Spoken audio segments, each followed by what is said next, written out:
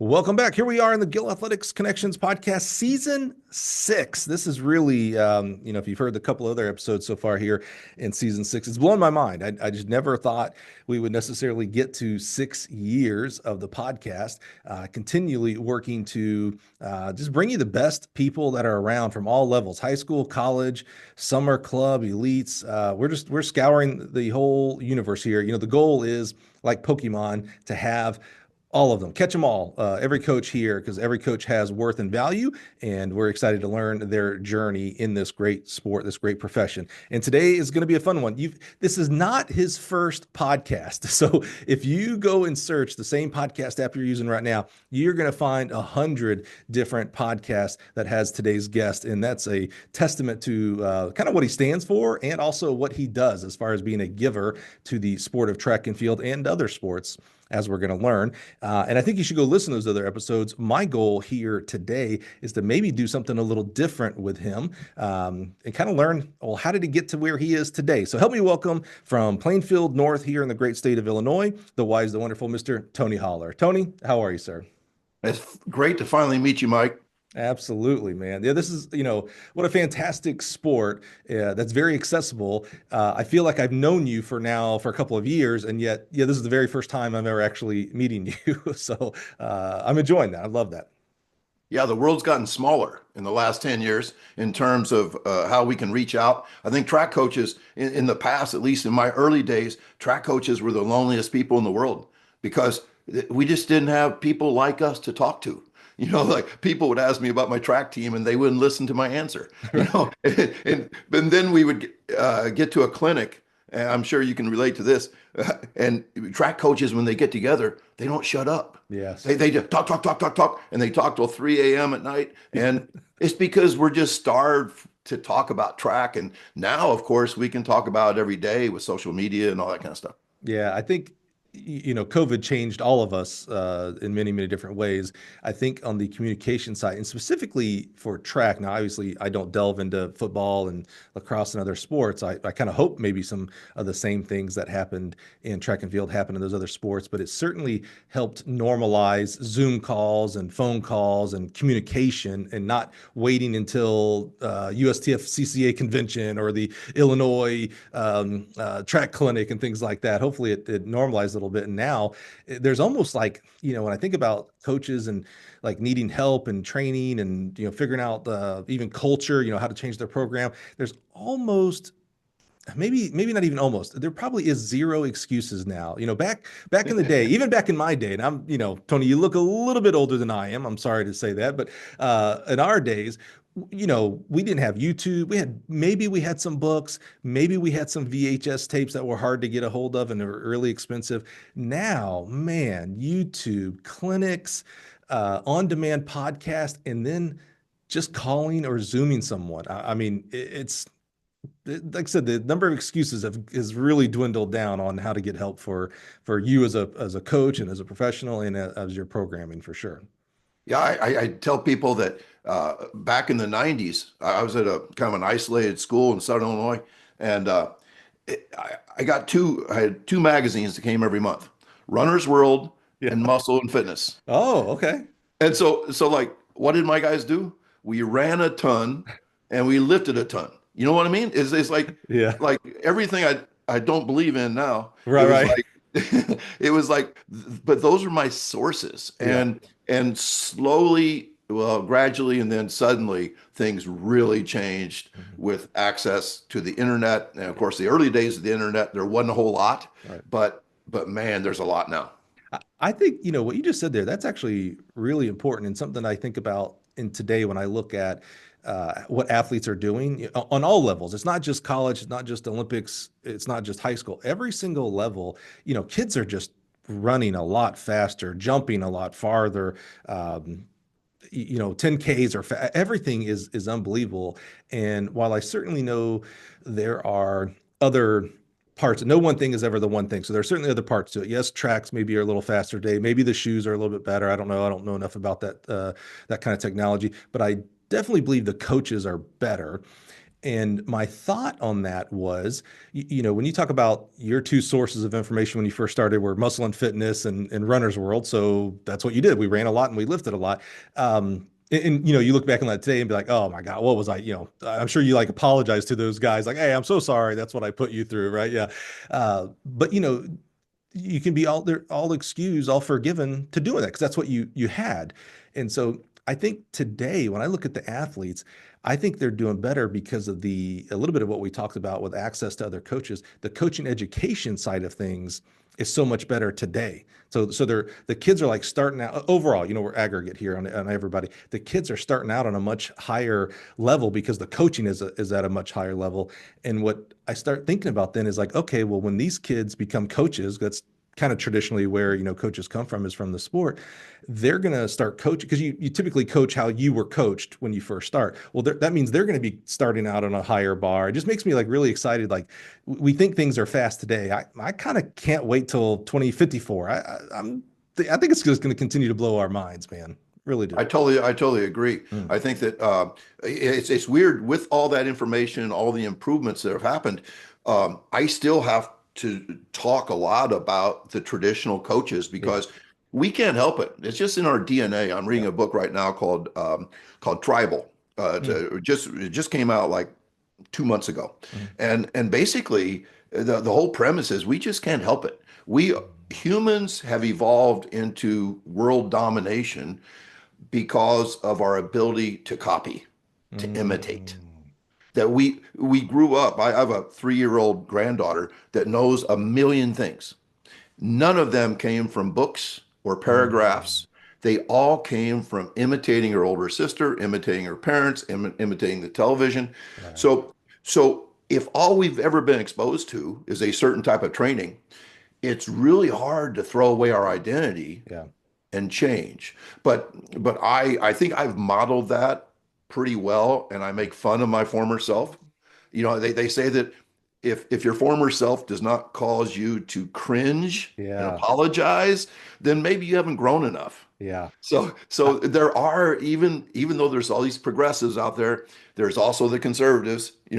that do Hmm. it the old way and Hmm. they're proud of it. So anyway, it's an interesting mix. Yeah, I agree with that 100%. For my own career and when I talk to other coaches, it's like if you're not embarrassed by the old workouts or the old things you used to do, something tells me you didn't start out knocking it out of the park being perfect. So maybe I like how you said, maybe we haven't progressed enough to be embarrassed by our former selves. All right, Tony, well, let's hop into it, man. There's a lot of topics we're going to get into here. I'm a little bit of a tangent guy, so there's going to be a lot of things we're just going to kind of go on, and I feel like you kind of have that same bin there. So we'll have a lot of fun with this.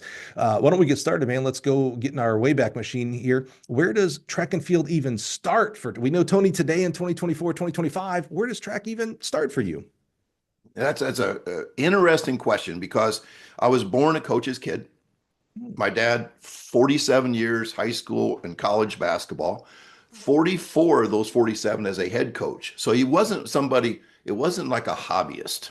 He was he was like one of those, I hate to say it, but kind of like obsessive head coaches. And of course, in the Midwest, if you're the head coach at a high school in a single high school town, you are the most recognizable person in that town. No doubt. It is absolutely more so than the football coach, more so. I mean, the head basketball coach at an Illinois school was like the man. So there was a lot of pressure and all that stuff, and that's how I grew up. And then my mom had three brothers who played college football, and two of them became high school Hall of Fame coaches. Wow. And so I grew up in this kind of like how the firefighters, like both my parents are firefighters, so I'm a fire or a Right. cop family. I Hmm. was a coach family. Huh. So I grew up, and of course, growing up in the late 60s and early 70s, the ball sports were king. So I was a quarterback in football. I was a starter all the way through in basketball, and I was a pitcher in baseball. Okay. But back then there were 4 seasons because baseball was a summer sport. So I was allowed to run track and play baseball. Oh. The high school I started at had no baseball program. They only had summer baseball. That's changed since, but I was a four sport athlete. And so the stepchild of my four sports was, of course, track. Mm. It was, it was dreadful. It was Northern Illinois in the spring is cold, wet, windy. A middle school season lasts 6 weeks Mhm. and probably ends in mid-May before it even like finally gets nice. And I'll never forget coming home from my first track practice as a seventh grader. I was like the high scorer on the basketball team, and I was a quarterback for my seventh grade football team. And I came out and they had us run like kind of a 400 meters type thing around the athletic field, Mhm. and I was last. And I went home and said, Dad, I think I just want to play basketball in the spring. And he said, No, no. He goes, Dad, I'm the slowest guy on the team. He said, as a senior, you'll be the fastest. Mm. And he was wrong. I was the second fastest. So Okay. dads aren't always right. All So right. so I think it's important to understand that it was a stepchild for me. Yeah. That track has a hard time. I eventually gave up baseball, and but football and basketball were my major two sports. And spring was something I was just good enough to agree with the coach that I should come out for track. Mm-hmm. And of course, I was a 400 guy mainly, even though I ran 4x1 and stuff like that. But it was hard. Everybody did Clyde Hart stuff. Yeah. 10 Yeah. times 200, 10 Yep. times 300. If you didn't make time, you had extras to run. Yep. Practice was not made for your enjoyment. The old Norman Dale and the Hoosiers thing. Yeah. Yeah. My practices aren't made for your enjoyment. And Yeah. that's the way I was brought up. And I'll be damned if I didn't end up running in college as well. So the sport that was the sport I would rather push a fast forward button and just get through it. Just was not what I had fun with, but somehow I just kept doing it. Fast forward to my coaching career, exact same thing. I was a head basketball coach, youngest head basketball coach in Illinois at the age of 23. I was coaching football, loved them both, but because I'd run college track, I they needed an assistant track coach. Right. So I was an assistant track coach. That's what happened until, let's see, my first 9 years. And then the craziest thing, this changed my life. In 1990, I was fired as head basketball coach. The most crushing blow of my professional career. Yeah. We'd had five bad years, 3 good years. Some parents got together and said, we need a new guy. And so I was fired. Amazingly, the same school board that fired me in March begged me to become the head track coach in 1 month earlier. And I said, as a favor to the school, I will be your head track coach. So, so little did I know that that was going to be my life. Huh. That basketball was over. I had three little kids. My wife was a second grade teacher, four kids actually, Wow. by that time. And we couldn't move. We were in debt, like Mm-hmm. all Mm-hmm. families of four, Yeah. their teachers are. Yeah. So I couldn't chase my hoop dreams anymore. All right. And so I had to reinvent myself in a sport that I never liked. All right. So let's pause there. So, typically I like to talk about, mentors along the way, like your relationship with your track coach. And you said you ran college track, but you grew up with a lot of mentors, with family being not just coaches. And that's amazing right there. Point blank right there. You're amazing enough if you coach any level, but here we're talking about the high school level, but highly successful ones that coach for 30 plus years, 40 plus, knew the ins and outs. You're a kid that I imagine grew up going to practice. He's 7 years old. You're at some practice. You're at a football practice, a basketball practice, etc. And maybe not unlike today, still, track is seen as the supplemental sport for other. Oh, you play football? Well, you should run track. It'll make you better. You run basketball? Okay, maybe you should do cross country. We hear that a lot, right? Things like that. Hopefully it's getting a little bit better, but it's rarely seen as the primary. Like, oh yeah, I run track, and yeah, I happen to play football as well, but I run track. That's what I do. But it was a supplemental sport for you. You didn't like it in the sense of like, did you like? So you expressed how you kind of didn't like track practices and some of the reasons. what about, did you enjoy going to basketball practice and because basketball is famous for gassers, or football famous for gassers. What is it? What do they call them in basketball? Up downs or something like that? Where you just run the Suicides, suicides. Yeah, yeah, yeah, yeah. So a lot of killers. this, a lot of the same of just like I call it Yeah. drudgery. Did you enjoy that aspect because you got to then go throw the ball or shoot the hoop? Yeah, I like that question because no, practice was not meant for enjoyment. Practice Hmm. were intentionally hard.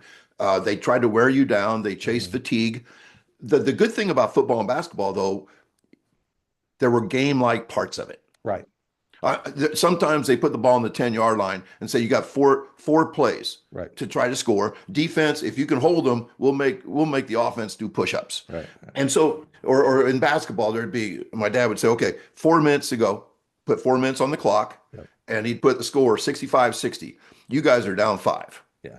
And so, even though there was a lot of crap, there was also game-like stuff. Yeah. And the problem I found with track was there was not game-like stuff Hmm. in practice. It was just the hard work part. It was like going to basketball practice and only doing suicides, Right. only doing Right. killers. Yeah. It was like going to football practice and the coach says, we're going to do 2,000 gassers today. Hmm. What? No football? I mean, no game? Yep. So I tell people this is bizarre, but we're talking from like 1972 to 1981 when I ran track in middle school, high school, and college. Not one time as a sprinter was I ever timed in a short sprint in practice. Not one Wow. time. It was all about work. Yeah. It was all about conditioning and toughness and somehow that running a lot would lead to great performance. Yep. And we won enough. That was the only thing I Hmm. found Hmm. fun in track. We were conference champions my junior and senior year. I got to run on school record 4x1 and 4x4 teams. Um, I loved it. There's a special feeling when you win a race, Hmm. like a 400 meters or a 200. There's a special feeling that is unique from the other sports that are team sports. And so the winning part I liked. I Hmm. liked, being praised for running a good race. Uh, but I pretty much hated everything else, Yeah. and so to say there was a love-hate relationship, there was a little bit of love and a lot of hate Yeah. when it came to track. Yeah, good point about the with football and basketball, even though there may be some of that, again, I call it drudgery type of things. There is the, games on the line, 4 minutes to go, or put in the 10-yard line. Can you score? Yeah, there's that aspect. Track, we rarely like, all right, we're going to put the bar at your PR and you've got two misses. So you're on your third, the team's over, we're clapping. We don't really put ourselves, we get into those situations because those things happen at meets, but we don't put ourselves in those situations at practice. I think you'll like this. I've told the story before, but I think you'll like this. So, I ran high school track and field as well, and for the first 3 years, freshman, sophomore, junior, had Dennis Anderson. Love Coach Anderson to death. One of my favorite people. Went to school with his son. Love him to death. He was a thrower by nature for college, and just didn't. And again, this was 90. I graduated high school in 94, so 90, 91, and there just wasn't a lot of information out there. So I give him a lot of grace. We literally, Tony, no exaggeration here. Every single day that we didn't have a meet. Now we were in Alabama, so we did a lot of Tuesday, Thursday, dual tries, and then invites on Saturday, which is not maybe uncommon. But every day that we had practice, every single day, Tony, this is what practice was. We do our traditional 2 laps, right? Do our little static stretching, very traditional there. Yep. But then we would run the meet for that was all the practice. So down there, the 4x8 was the very first event. So the four people who run the 4x8, we'd go and run the 4x8. Everybody would just watch us. And then we'd go, I think the 100 maybe was next. All the guys who ran the 100 were down at the 100. They'd run the 100. And the 4x8 guys, we'd recover a little bit while they did the 100 and maybe the long jump or something. And then we'd have to run the mile because we were typically the mile. We literally, every day we ran the 4x8. So I ran the 4x8 mile, 2 mile, 4x4, and 800. And then I got wise after my first year. I was like, man, you know who doesn't run as much in practice? The sprinters, because all they're doing is the 100, 4x1, and 200, right? So I was like, well, I'm not fast, so I'll become a hurdler. So I asked to try out for hurdlers, and we had no coaching and no hurdlers, so I made the hurdle squad. So now I got to drop out of the 2 mile and the mile, and I got to run the 110s and the 300s every day in practice. Literally every day, we just set up the hurdles, and I'd run one rep, move on to the next thing, every single day. And then senior year, we got a whole new coaching staff because our coaching staff was all of our football coaches, and they got fired after my junior year, which just means I wasn't a very good football player because I got all my football staff fired, by the way. We got new coaches, awesome people, loved them to death. And Coach Gross was our track coach, and he was a little bit smarter. He thought it was crazy that we just ran our events and went home, right? We did repeat 400s, everybody, every day. That's all we Yep. did. Yep. Monday was 4 of them. Tuesday was 6 of them. Then we'd go back down to maybe 4 or something. But it was always repeat quarters, which made me long for just running my event. I thought maybe that wasn't that bad actually. Once I started doing those quarter repeats. That's a heck of a story. I've never, in all my years of hearing track stories, I've never heard of literally doing meets in Right? practice. That's what I'm saying. I talk a lot about specificity. Mhm. That's like the ultimate Yeah, it is a little specificity, bit. right? Yeah. The problem comes, and we'll get into this maybe later, but I believe, and I coach all sports Mhm, the mhm. same way, that your practice volumes need to be about 50% Yeah. of a meet volume or of Yeah. a game volume. Right. And that's hard for coaches who say that, as my dad used to say over and over again, we're going to make practice hard so games are easy. Right. Track Yeah. coaches believe Yep. the same. Football Yep. coaches believe it didn't matter. Even Yep. baseball coaches would run their kids to death. Yep. Like baseball, Yeah. you could like just stand around, I but they know. would run them to death. Yeah. So obviously, like with my way of training as a hurdler, you have never gone over more than 2 hurdles in practice. Think about the difference. Dude. Just 2 hurdles. Even in the 300s, we Yeah. only train the first 2 hurdles. People say, Yeah. "Well, how do your kids finish?" Yeah. Oh, they finish. Yeah. Because Yeah. if you don't make any mistakes in the first 2 hurdles, everything else is just rhythm. Yep. Yeah. I learned no rhythm. I learned get through it. That's what I learned. All right. So you said you ran college track too. Where did you run college track at? I went to Knox College, Yeah. Galesburg, Illinois. Yep. There are a couple famous people there. One of the greatest FBI spies of all time, named Hansen. It's a great book. Anyway, he was a Knox grad. Huh. Podesta, one of the political op, was from Knox, and then the great coordinator for the Ravens, who was with Georgia, was a quarterback at Knox, a guy named Munkin. So Oh even yeah, Monken. Yeah. and one other famous guy maybe you've heard of, John O'Malley, the famous distance coach from Sandburg High School, Yeah. who I wrote a very big article about. He's probably the most interesting person I've ever met and the best distance coach I've ever met. He was a Knox College grad as Huh. well. Anyway, Knox is a school of like 1,200 people that's was considered the Harvard of the Midwest or something, very academic, athletically struggled Mhm. because the standards were very high. And I didn't run for a sophisticated college track coach. All right. He was the football coach who had never run track. Yep. And so many times, as you know, track coaches are like caretakers. They're Yep. like, okay, surely you can organize these kids and Mhm. work them in practice and kind of figure it out. And we had a track team, even though he didn't know what he was doing, All right. but we still had a track team. You mentioned you go into teaching and coaching, so and you come from a family of teachers and coaches. Was that what you went to Knox for? Like you knew I'm going to go in and become an education major? No, I was smarter than that. It's kind of a joke. Yeah. No, I was a top-notch student in high school, and like smart kids are like, what do I do? And so I thought smart people became doctors. Hmm. And Knox has a matter of fact, like 25% of Rush medical students actually complete their first year at Knox. So they have this great relationship with Wow. Rush Med. And so I said from my sophomore year in high school on that I was going to be a doctor, and I started pre-med. And about a year into my studies, I was like, No, it was actually the second year because I actually got a job at a hospital my first summer because that's what future doctors are going to Hmm. do. Hmm.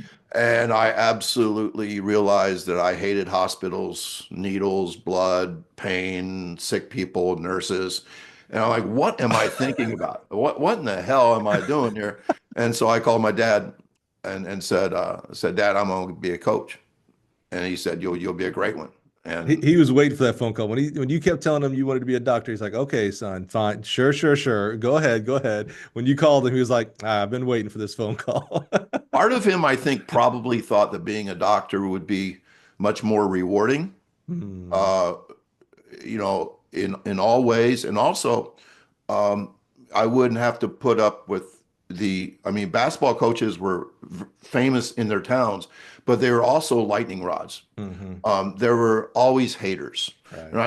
I think I'm lucky now to be a track coach because nobody cares enough about track to hate me. You're right. Yeah. Yeah. Yeah. You know what I mean? Sadly, good points. Right. Yeah. It's sadly a good point. Yeah. It's those 20 parents in the stands, they're not like fire the coach, Yeah. but yet, like if you're a basketball coach and you lose the regional championship, there's hell to pay. I Yeah. mean, Yeah. there's like nasty calls and things. So I think deep down he kind of was proud of the fact that I was going to rise above, Hmm. teaching or something.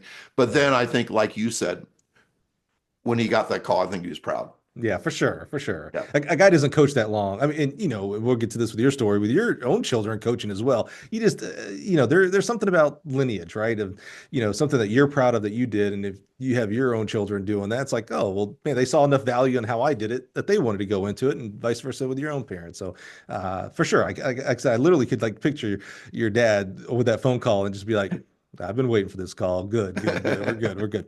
All right, let's move forward here. So you graduate from Knox College. You end up getting an education degree, though, yes. And what did you end up like starting to teach? Like, what did you get your math, science? Science, Yeah, science, and eventually I became chemistry only, and yeah. eventually just advanced chemistry. And so that was my teaching part. And I went to a school, Harrisburg, Illinois.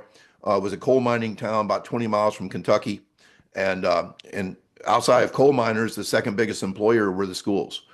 So it was a weird town, but I tell people it was a great town because we had a daily newspaper, a town of 10,000 people, a daily newspaper. We had an AM station, an FM station, and an ABC affiliate, all in this tiny little town in the middle of the Shawnee National Forest.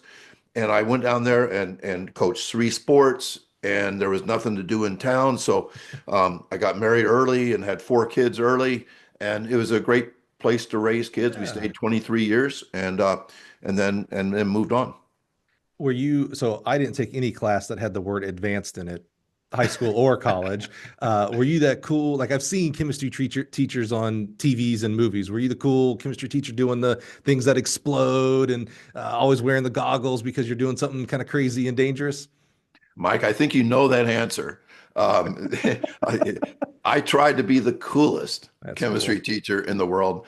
Um, my status rose a little bit when Breaking Bad came out, and people started wondering if Can they you should do call that? me Walter White and stuff. And this is a funny story, but I actually repeated some of the demos from Walter White's, first season Yeah, yeah. as a chemistry teacher, and the kids were very impressed. Um, During my last 10 years at Plainfield North, I set off 7 fire alarms. So I was that guy. I was that guy. And That's um, cool. and I would tell, and I think this is an important coaching point too. Hmm. I would tell my students at this first day of class, and you can imagine honors chemistry students were like, "Oh gosh, how hard is this going to be?" And I would tell them on first day, "This is going to be your favorite class, and I am going to be your favorite teacher." And I think when you do that, you have to live up to it. Mm, And if you're doing boring stuff, you have to apologize to kids, yeah. because it's telling you, I love you guys and I want to create a great experience. And I think coaches could do the same thing, Hmm. which I think great coaches do. We're going to talk about I'm going to call it a transformation of how you coach track to how you do now here in a little bit. But without spoiling that aspect of it, because again, I'm thinking about, we coach typically the way we were coached, and until till education comes in and maybe we do a little bit better. I'm going to say, I have to assume maybe teaching is that same way. Did you, I'm going to say, teach boring or teach traditional chemistry and learn to come into the cool chemistry teacher part, or was that from the jump? Does that make sense? I'm not sure if I'm Yeah, asking. I think that's a good point. I think it's absolutely true in my coaching that I coach until I was 40 years old, the way Bobby Knight Uh-huh. would coach a track team. Uh-huh. I Uh-huh. mean, I was a hard-nosed Till taskmaster 40. till I was 40. It wasn't Feed the Cats. The dawn of Feed the Cats was 1999. I was born in 59, so I was literally 40 years old. Wow. Got my first tattoo as a birthday present when I was 40. So amazingly, as traditional as I was as a coach, I would like to think as a teacher, I was different. And I felt like I could be different because we didn't have to win games. Mm, Yeah. It sounds weird, I know. Really, mm. we should be in the winning business, Yeah. even in education. But as you know, my chemistry kids never competed against Hmm. some suburban chemistry team from the Chicago suburbs. But my track teams from that little bitty high school would travel 350 miles north to compete against the best teams in the state. Right. And we would get beat by some of them, but it would make us better. But Yeah. in education, it's kind of a socialistic type of thing, like Yeah. everybody wins or tries to win, but it's not really winning. It's just kind of doing the work. Yeah. So I realized from the get-go that if I was not an interesting teacher, I would never have kids' attention. Hmm.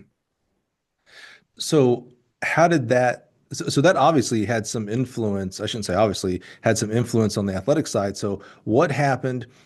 You get fired from coaching basketball, which that had to be, knowing your lineage now of dad and Mm. stuff, that had to be, and I think maybe you even said it, worst day of your life. Like that had to be pretty crushing to like, because, and it's not necessarily right, but we take on these identities. I'm a track coach, right? And my role in this world now for track coaches is an advocate for the person who chooses to be a track coach. Like I try not to even like you're a track coach. Like you're a human first and foremost.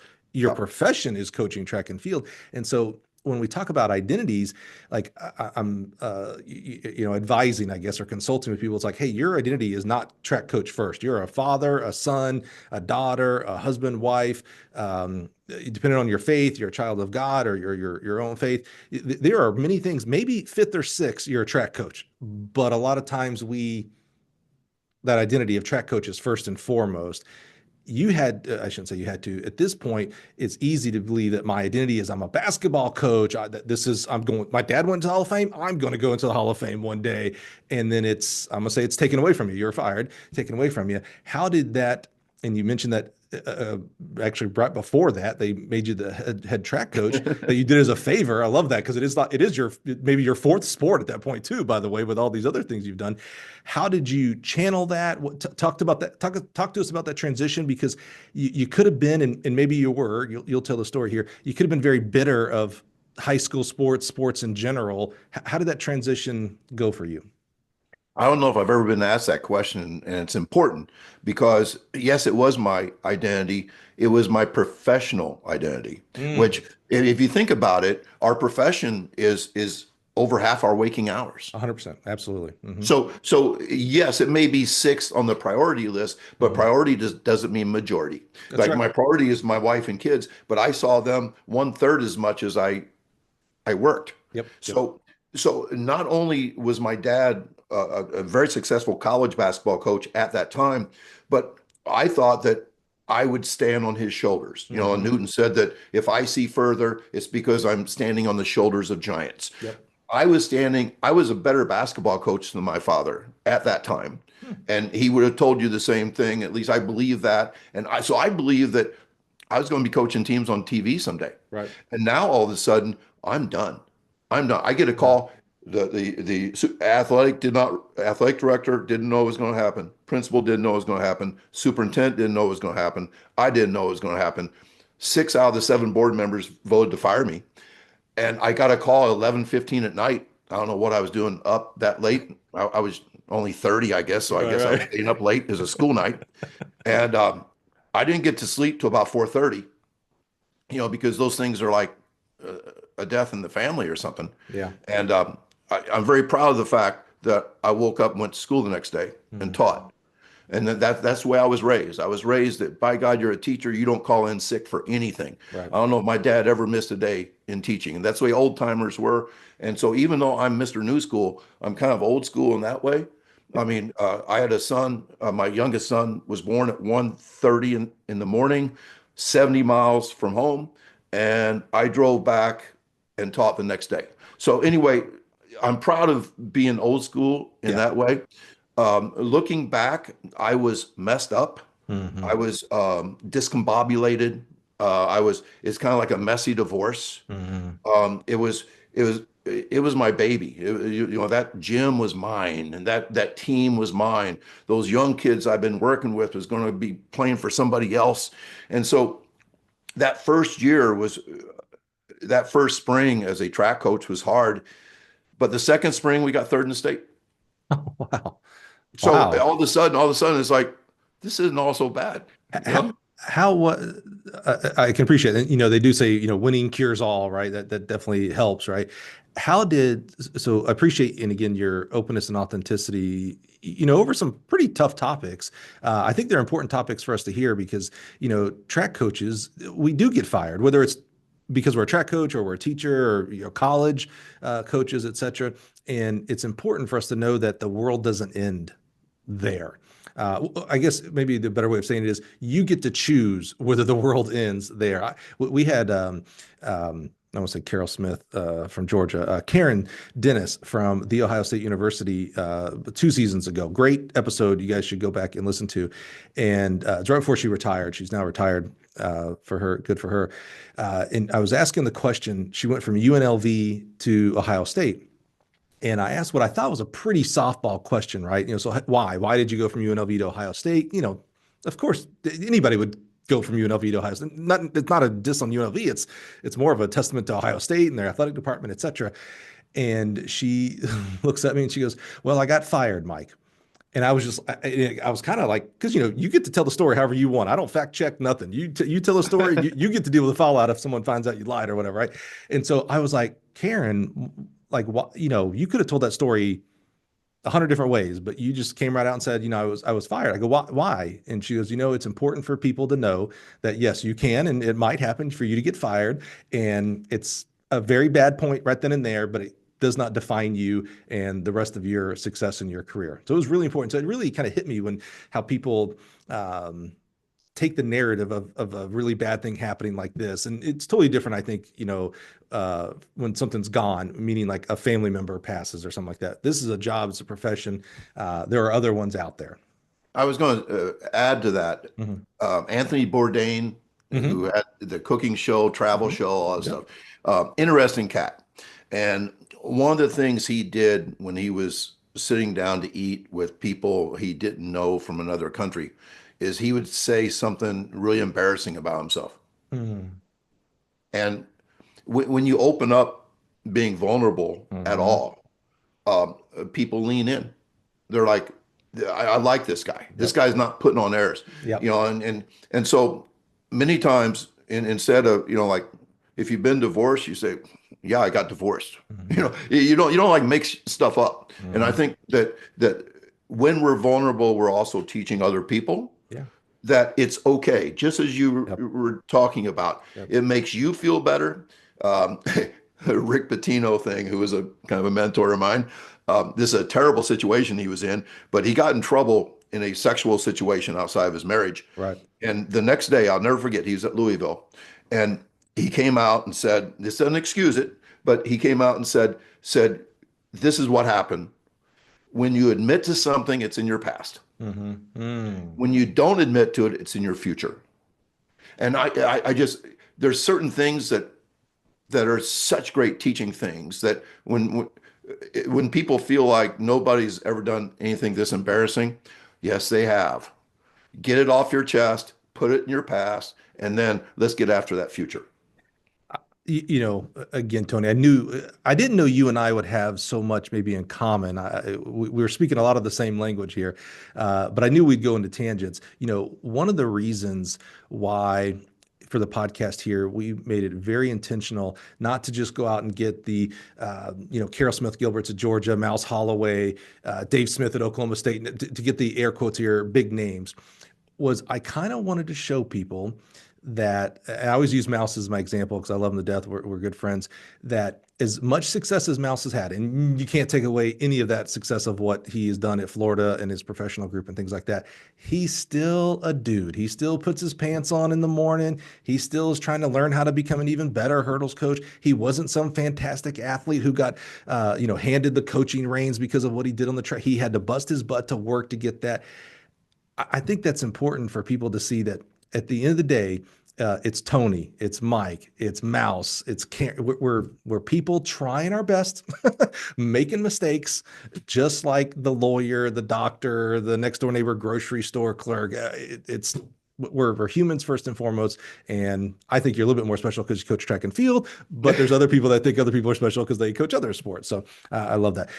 So where I was getting to, my question is, and again, I'm so grateful for your openness and authenticity here.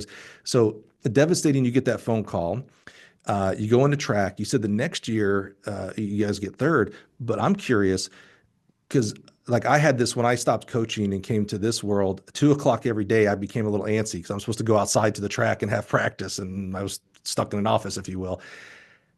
How did you, what feelings were you going through when basketball season started up? Because you're not, and you're still at the same school, for crying out loud. You're used to like, hey, it's first day of basketball practice. We're going to start figuring out who our team is, and you are just still getting ready for track practice in a couple of months. How did you handle not being on the court that first year? Not very well. I would go to games, and this is like the ultimate, like admission. But I was happy they lost. Um, isn't that Wow. terrible? Isn't that Yeah. terrible?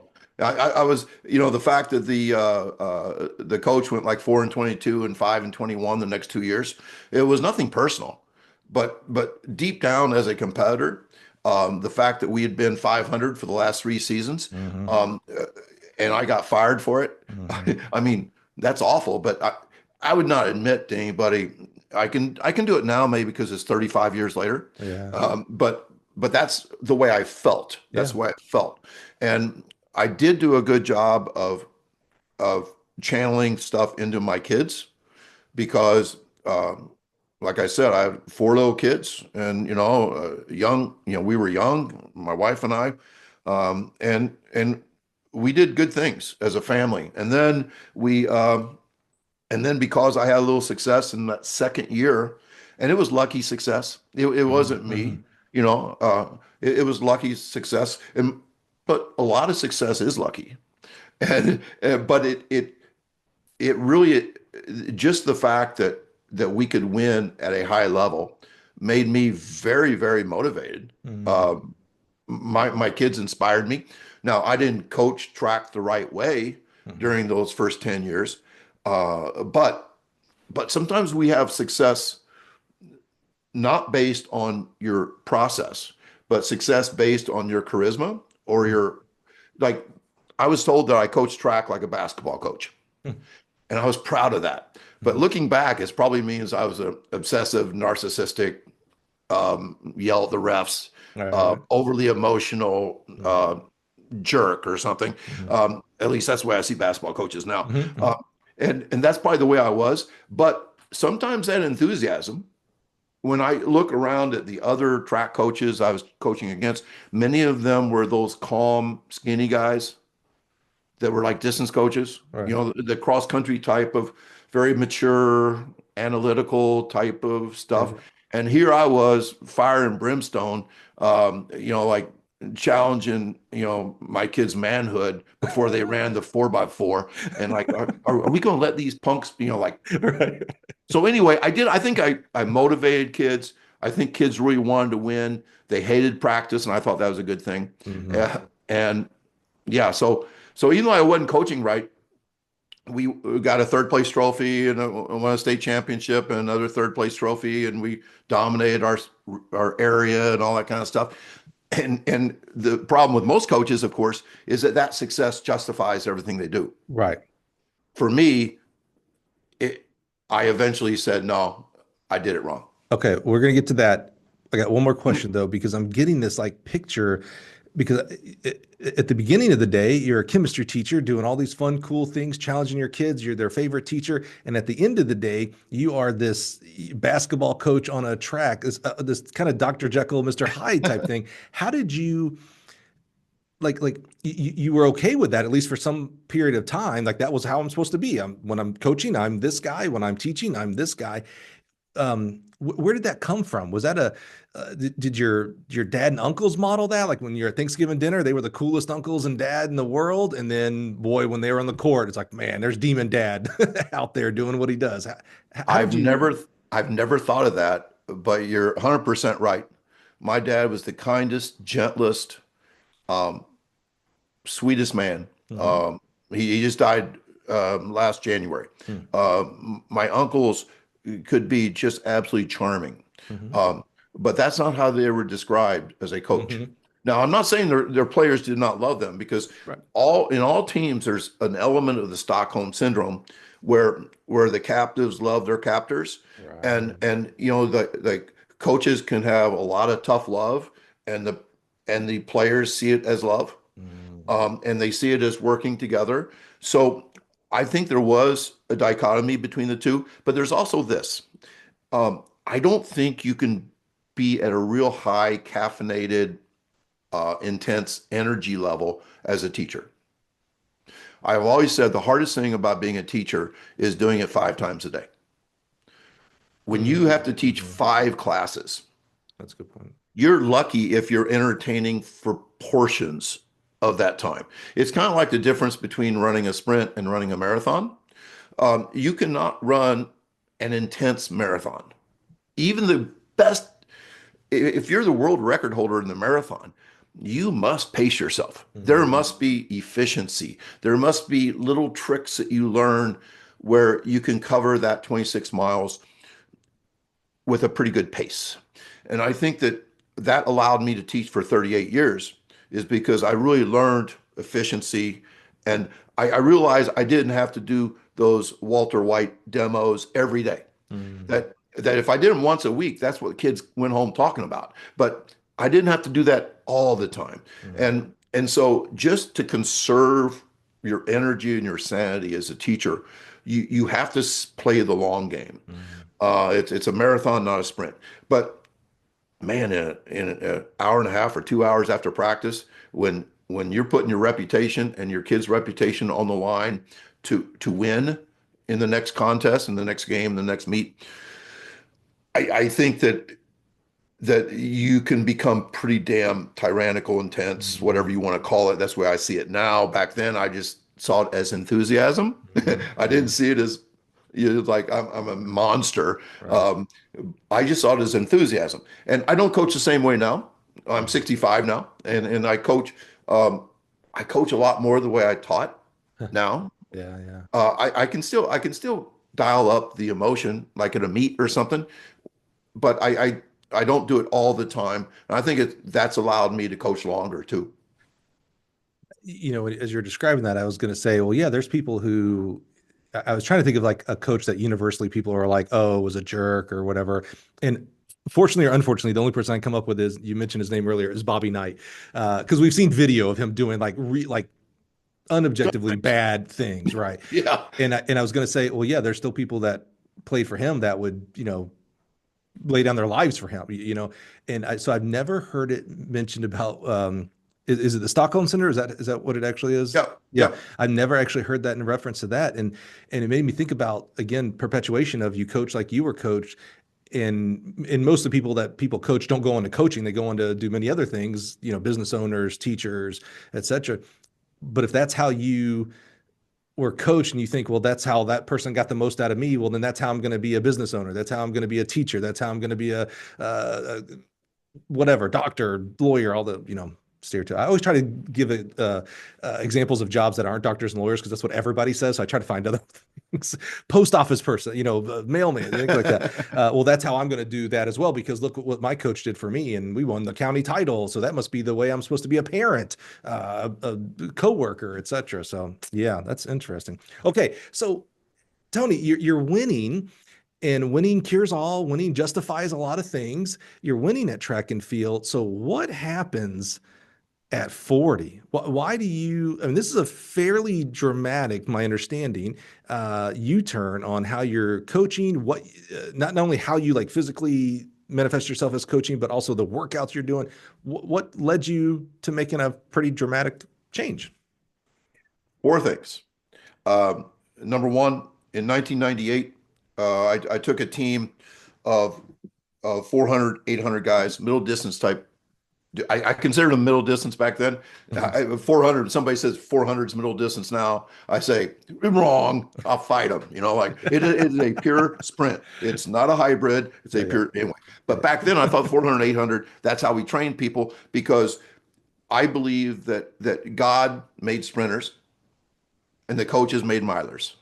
That that that I can take generic kids and make them pretty good at middle distance. You Whereas can't train speed is what I just can't heard right train there. speed. Yeah. Of course, once again, that's not I'm the way with I it. think anymore, but that's the way I thought because that's the way I was coached. And so we went to that 1998 state championship, this little town from Southern Illinois, and this African American private school from Chicago, and they were sprinters and jumpers. They didn't even have a track. Chicago Leo didn't even have a track. I was going to say, I almost said, was this Ed Adams? Ed Adams. Ed I Adams is like one of my best friends. I coached at De La Salle and got to know Ed and love Ed Adams. Come on, man. Oh, yes. Oh, that's so Ed cool. As Adams. soon as you said that, I was like, it's either that or Mount Carmel, but it had to be Leo. Love it. Ed Adams was one of a kind, Love and him. we were just. I was just so proud, even to get second place to Chicago Leo. I mean, They won and, many and he titles. was. He said so many nice things about me. Love him. So in 1998 we go and we were supposed to win the state championship. We were that good. We won our conference by 104 points. We were good in every event. We were especially good in the 4x8, 4x4, 400, 800.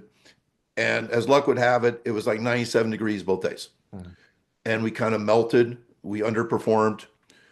We got third place, carried out the big trophy with we were all crying, winning third place, that's weird, but and I saw those Chicago Leo guys, they didn't look tired at the end. They were doing like backflips and celebrating like that. And I'm like, on the way home, I'm like, I'm done. I'm done coaching endurance.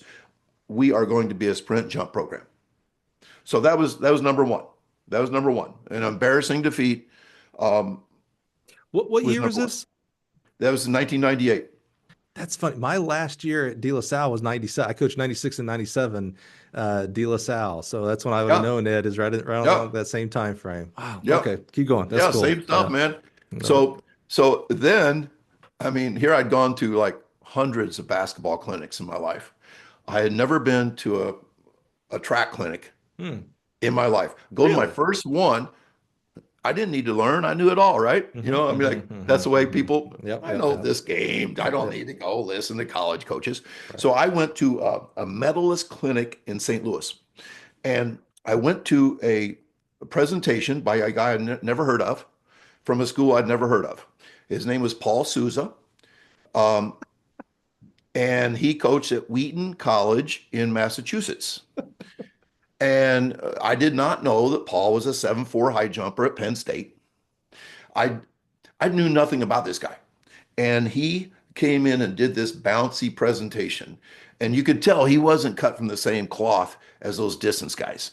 Yeah, we're talking, this guy had this bounce about his personality, his physical. I mean, he owned the room. And I was in a room with like 20 people. And he started talking about how you get fast with plyometrics and short sprints, and how there are 400 guys who they had like four guys in the 47s, and they never ran more than a 200 in practice. I was like, okay, I want to be on his team. So so we developed, this is in 99, so I think I just got my email address.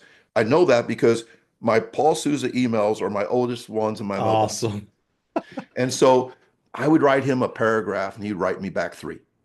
Mm. And that we went on also, of course, we win the state championship that year, being with a new focus. And so Paul Souza was my first and only track mentor up until that point, but I owe so much to him. Number three, my oldest son, Alec, could dunk a basketball in the eighth grade and said, Dad, I'm going to play baseball in high school. Yes, that's the way, that's your face right now shows the look. I was like, I didn't know what to like, Alec, you live with one of the best coaches in Illinois. Like, you surely are kidding, right? Did your mom tell you to say that to me and just am I getting punked? Right, He right. goes, no, Dad, track sucks. Track sucks changed my worldview. Mm. I said, it does suck, but, and then I paused. I'm like, what am I doing? Coaching a sport that kids don't like. What am I doing? And then, as luck would have it, the fourth thing, there's a guy that played for my dad in basketball who then went on to play 12 years in the NFL, a guy named Don Beebe. Don Beebe ran a 4.2540 at the Mhm. combine, was, I think, the fastest white guy ever, Mhm. the NFL combine. Went on to have a great career with Jim Kelly and the Bills and all that stuff. And as soon as he got out, he started a speed business. Mm. And my dad was talking to him. He said, you ought to talk to my son. He's a big track coach in Southern Illinois. He goes, so he called me and said, hey, you want me to do a speed camp for you? I'm like, I could get your autograph too, right? And I was starstruck. And he said, hey, I'll come down. We'll do like a Friday evening, Saturday morning, 3 hours both times, and it'll be 10,000. And I'm like, $10,000? And he goes, yeah, yeah. I go, you don't realize we're as poor as Appalachia. He goes, well, get the banks to sponsor. Get four banks to sponsor for 2,500. And I'm like, hey, I think our banks are poor too down here. I mean, I just, you don't understand, Don. And I said, I love you. And so then he called back the next day and said, how about 5,000? I said, it's still too high. So I started thinking, he's smart, but gosh darn it, so am I. If he can coach speed, do you have to run a 4.2540 to coach speed? And I'm like, I don't know. No, I can learn how. So I ran my first speed camp that summer. We focused on the 40-yard dash. We started recorded, rank, publish. Our guys got faster in 2 weeks. In 2 weeks, they were like 5% faster than they were when they started. And I'm like, holy cow, this is fun too. And the kids were like high-fiving and acting like it was a game. And gosh, those four things kind of added up all together. And then with that state championship in 99 and again in 2001, and then runners up in 2002 and 2003, I kind of knew I was on to something. And probably the biggest thing is once we started doing that, it's a cool story. My guy that won the state championship, a guy named Patton Seagraves, who later became a great coach, won the 800 at the state meet, but he ran the two leg in our 4x1 that won the state championship. Oh, that's So cool. even my middle distance guys Hmm. were trained in speed, and I don't think it hurt him in the eight. I mean, he was Right. still state champ. He's okay, Yeah. and so we actually won the state championship in the 4x1 4 out of the next 5 years, which I don't think has ever been done before. And we're not talking about a private school or like some megalopolis Right. of Right. all kinds of. No, we were a very Caucasian coal mining community near Kentucky, and our guys had unusual success. And I just knew I was onto something. Nobody cared. I mean, nobody ever Right. asked me a question or anything. This is before podcasts and before YouTube. I would have been all over the shit on Twitter. But anyway, Yeah. yeah, yeah, yeah. Yeah. So, but back then it was like, yeah, this is, man. If I could ever tell people about this, they'd be interested. So that's kind of the flip. What was, you coached for many years, the old style, I'm going to call it your old style. Let's be a little Mhm. specific, your old style. And then the next year you didn't, you coached differently. So you had, three classes, your the next year, sophomore, junior, seniors. They'd had some either 1, 2, or up to 3 years experience with the old style of coaching. What did they, first day of practice, instead of doing repeat quarters or whatever you might have done, you decided you're going to do fly 30, whatever, and you're going to, and maybe there's some evolution to like, oh, and I'm going to record it and we're going to publish it. Maybe there's some evolution there, but what did they, because they had expectation of like, all right, well, here's practice. Let's get ready to do the repeats, boys. And instead it was like, wait a minute. And I imagine the number one reaction was, is this when practice was over? Is that it? Is that it? Is that all we're doing? How was That's a their reaction to this change? that's a good point. I think that all coaches, especially coaches whose process is really terrible and they're still good coaches, have the ability to sell, as my dad would say, sell ice to Eskimos. Mm, They're able to sell. They're able to, I like people say, like, how do you convince kids? I've never had trouble convincing kids of anything. I can convince kids to do stuff. And it's just the way I'm articulate and I'm confident and those kinds of things. And you shouldn't see this as like a night and day thing, as okay. you kind of alluded to. Yeah. Yeah. Yeah. It evolved kind of Yeah. Hmm. slowly. I'm sure we had a couple cringy workouts that year, but overall the volume was highly decreased. Yeah. Yeah. And overall we started focusing not on the 4x8, but like our long race was the 4x4. Hmm. And we wanted to be we wanted to build a team around a 4x1 Hmm. instead of a 4x4, which old school coaches all built their team around the 400 because they're split in the middle.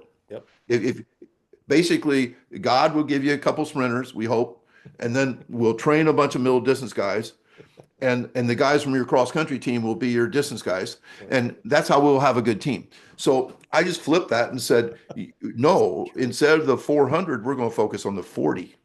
Yeah. And Yeah. I thought I was selling out. I thought Mm. we were going to be grossly undertrained. We would be terrible in the 4x4. Hmm.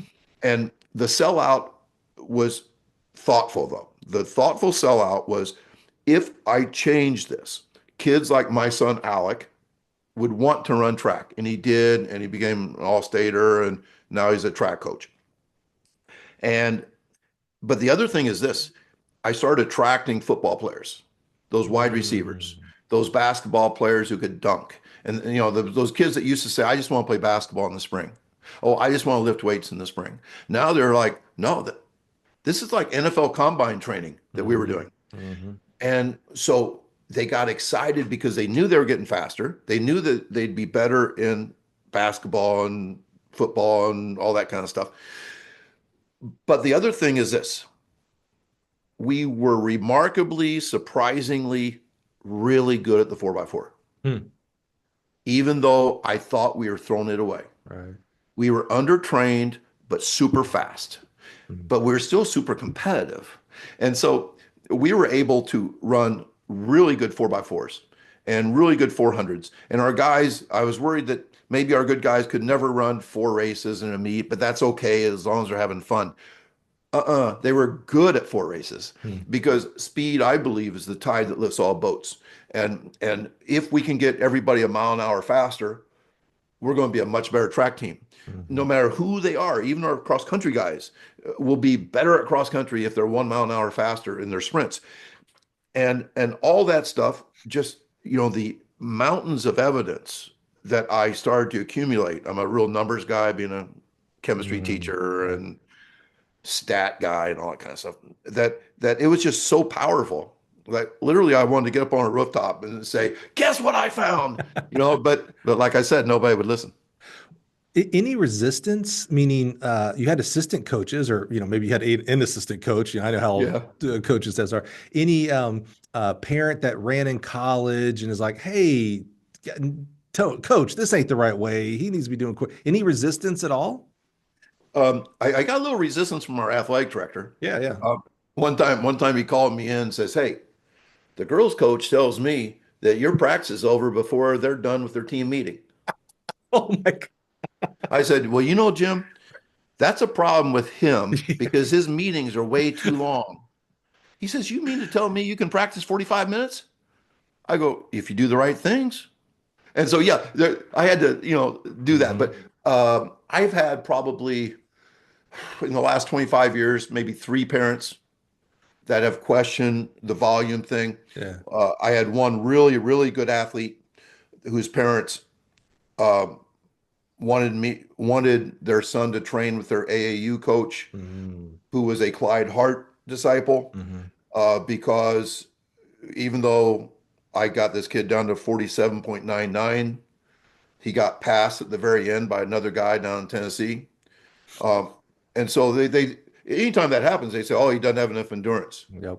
And so yeah, one time I literally had to say he still has to come to practice. He can do our speed drills, and then he can go off with his AAU coach, and they can run him to death. And it Yeah. didn't work out well for him, but I put the kid first. So I have had some pushback, Yeah. but not that much, Yeah. because what I have found is that, like sometimes I say that in track I coach orphans. That like if you go to a T-ball game of a 5-year-old, they got like 22 family members in like lawn chairs. The Mm-hmm. dogs come, the aunts and uncles and cousins and all that stuff come to watch some kid hit a ball off a tee. Um, but a track meet, if it's 30 miles away, parents don't even go. Mm-hmm. I mean, it's just different, which I Yeah. think is beautiful about our sport. I really don't want parents to go. I love coaching orphans. I Mm-hmm. love the idea that we go as a team, and we don't have like people up in the stands yelling, "Throw the ball," or in Mm-hmm. track, I don't know, like, Yeah. "Get them in shape, coach. Do another repeat. Do another. You need to work harder." So it's kind of it's it's fun to me for me, having been a basketball coach, and all the anxiety and pressure that comes from being in the spotlight to being out of the spotlight. Mhm. But yet, as you know, track success is every bit as good as any other sport success, 100%. and it's almost better because it's just me and the kids. Yeah. Yeah. That's cool. One of the things, we mentioned earlier, this is the first time we've actually met, but I've known you, air quotes, for years now because of Twitter. One of the things that drew me to you, that when I wanted to learn more from you is, I'm a branding guy. Like, I feel I've been here 18 years, and, the ways my retirement's going, I'm gonna have to be here at least another 30 years before I can retire. But I feel like a special kinship to our brand, at Gill. Like, it was formed in 1918. And I know that, let's call it, I'm going to be here for 40 years. Let's just say, bosses, if you're listening, make that happen, right? But for 40 years, I have I'm entrusted to keep this brand going. There's been many, many people before me, and there will be many, many people, hopefully, if I do the right job, after me. It's a special thing on this brand. So brand and branding is important to me. Like I think of, Nike and Mercedes and things, the brand, as soon as you hear those words, you automatically have an emotion of what that means to you. So talk to me about this, not transformation now, this building. You took, you started learning your own system, and it's not, let's be real here. And you don't have a problem disagreeing with people, Tony. So this is a dialogue. You're always allowed to disagree with me here as well. You're not necessarily doing anything. You didn't create what you created. You didn't invent it, I guess maybe is the way I should say it. You didn't invent sprint training. You didn't invent recording the Fly 30 or the Fly 10 and things like that. You certainly have added your own elements. I'm not dismissing what you have added to your style. Your style is your style. But what you have done for one of the first times, you talked about the Clyde Hart system. That is one where when people say that, you know what that means. When people say feed the cats, you know what that means now. No one hears feed the cats and go, oh, do they do repeat quarters? But like it's you've become this feed the cats has become a brand. Talk to me about that. I'm super interested in how you created that. What were the evolutions to it? Like the rank, record, and publish. Was that something that was right off the bat? Like, talk to us about like this branding of it, and then we'll get into like how you've gone to other sports as well. But I want to start with just how did you even come up with Feed the Cats, this logo, the lightning bolt thing? Like, how did you birth that part of all of it? It obviously, evolution is gradual, Mm-hmm. and sometimes it's sudden. Like like I refer to 1999 as like a meteor struck. Mm-hmm. Like dinosaurs were evolving, and then things really changed. Right. Well, 99 was my really change. The whole idea about cats came Mhm. from Paul Souza on that at that clinic. He Mhm. said, "Isn't track a great sport? I mean, those distance guys get on. They're skinny little guys. They're most dedicated Eagle Scout type of dudes, and then the big old throwers come in. Just big teddy bears. They're explosive, and then come the cats."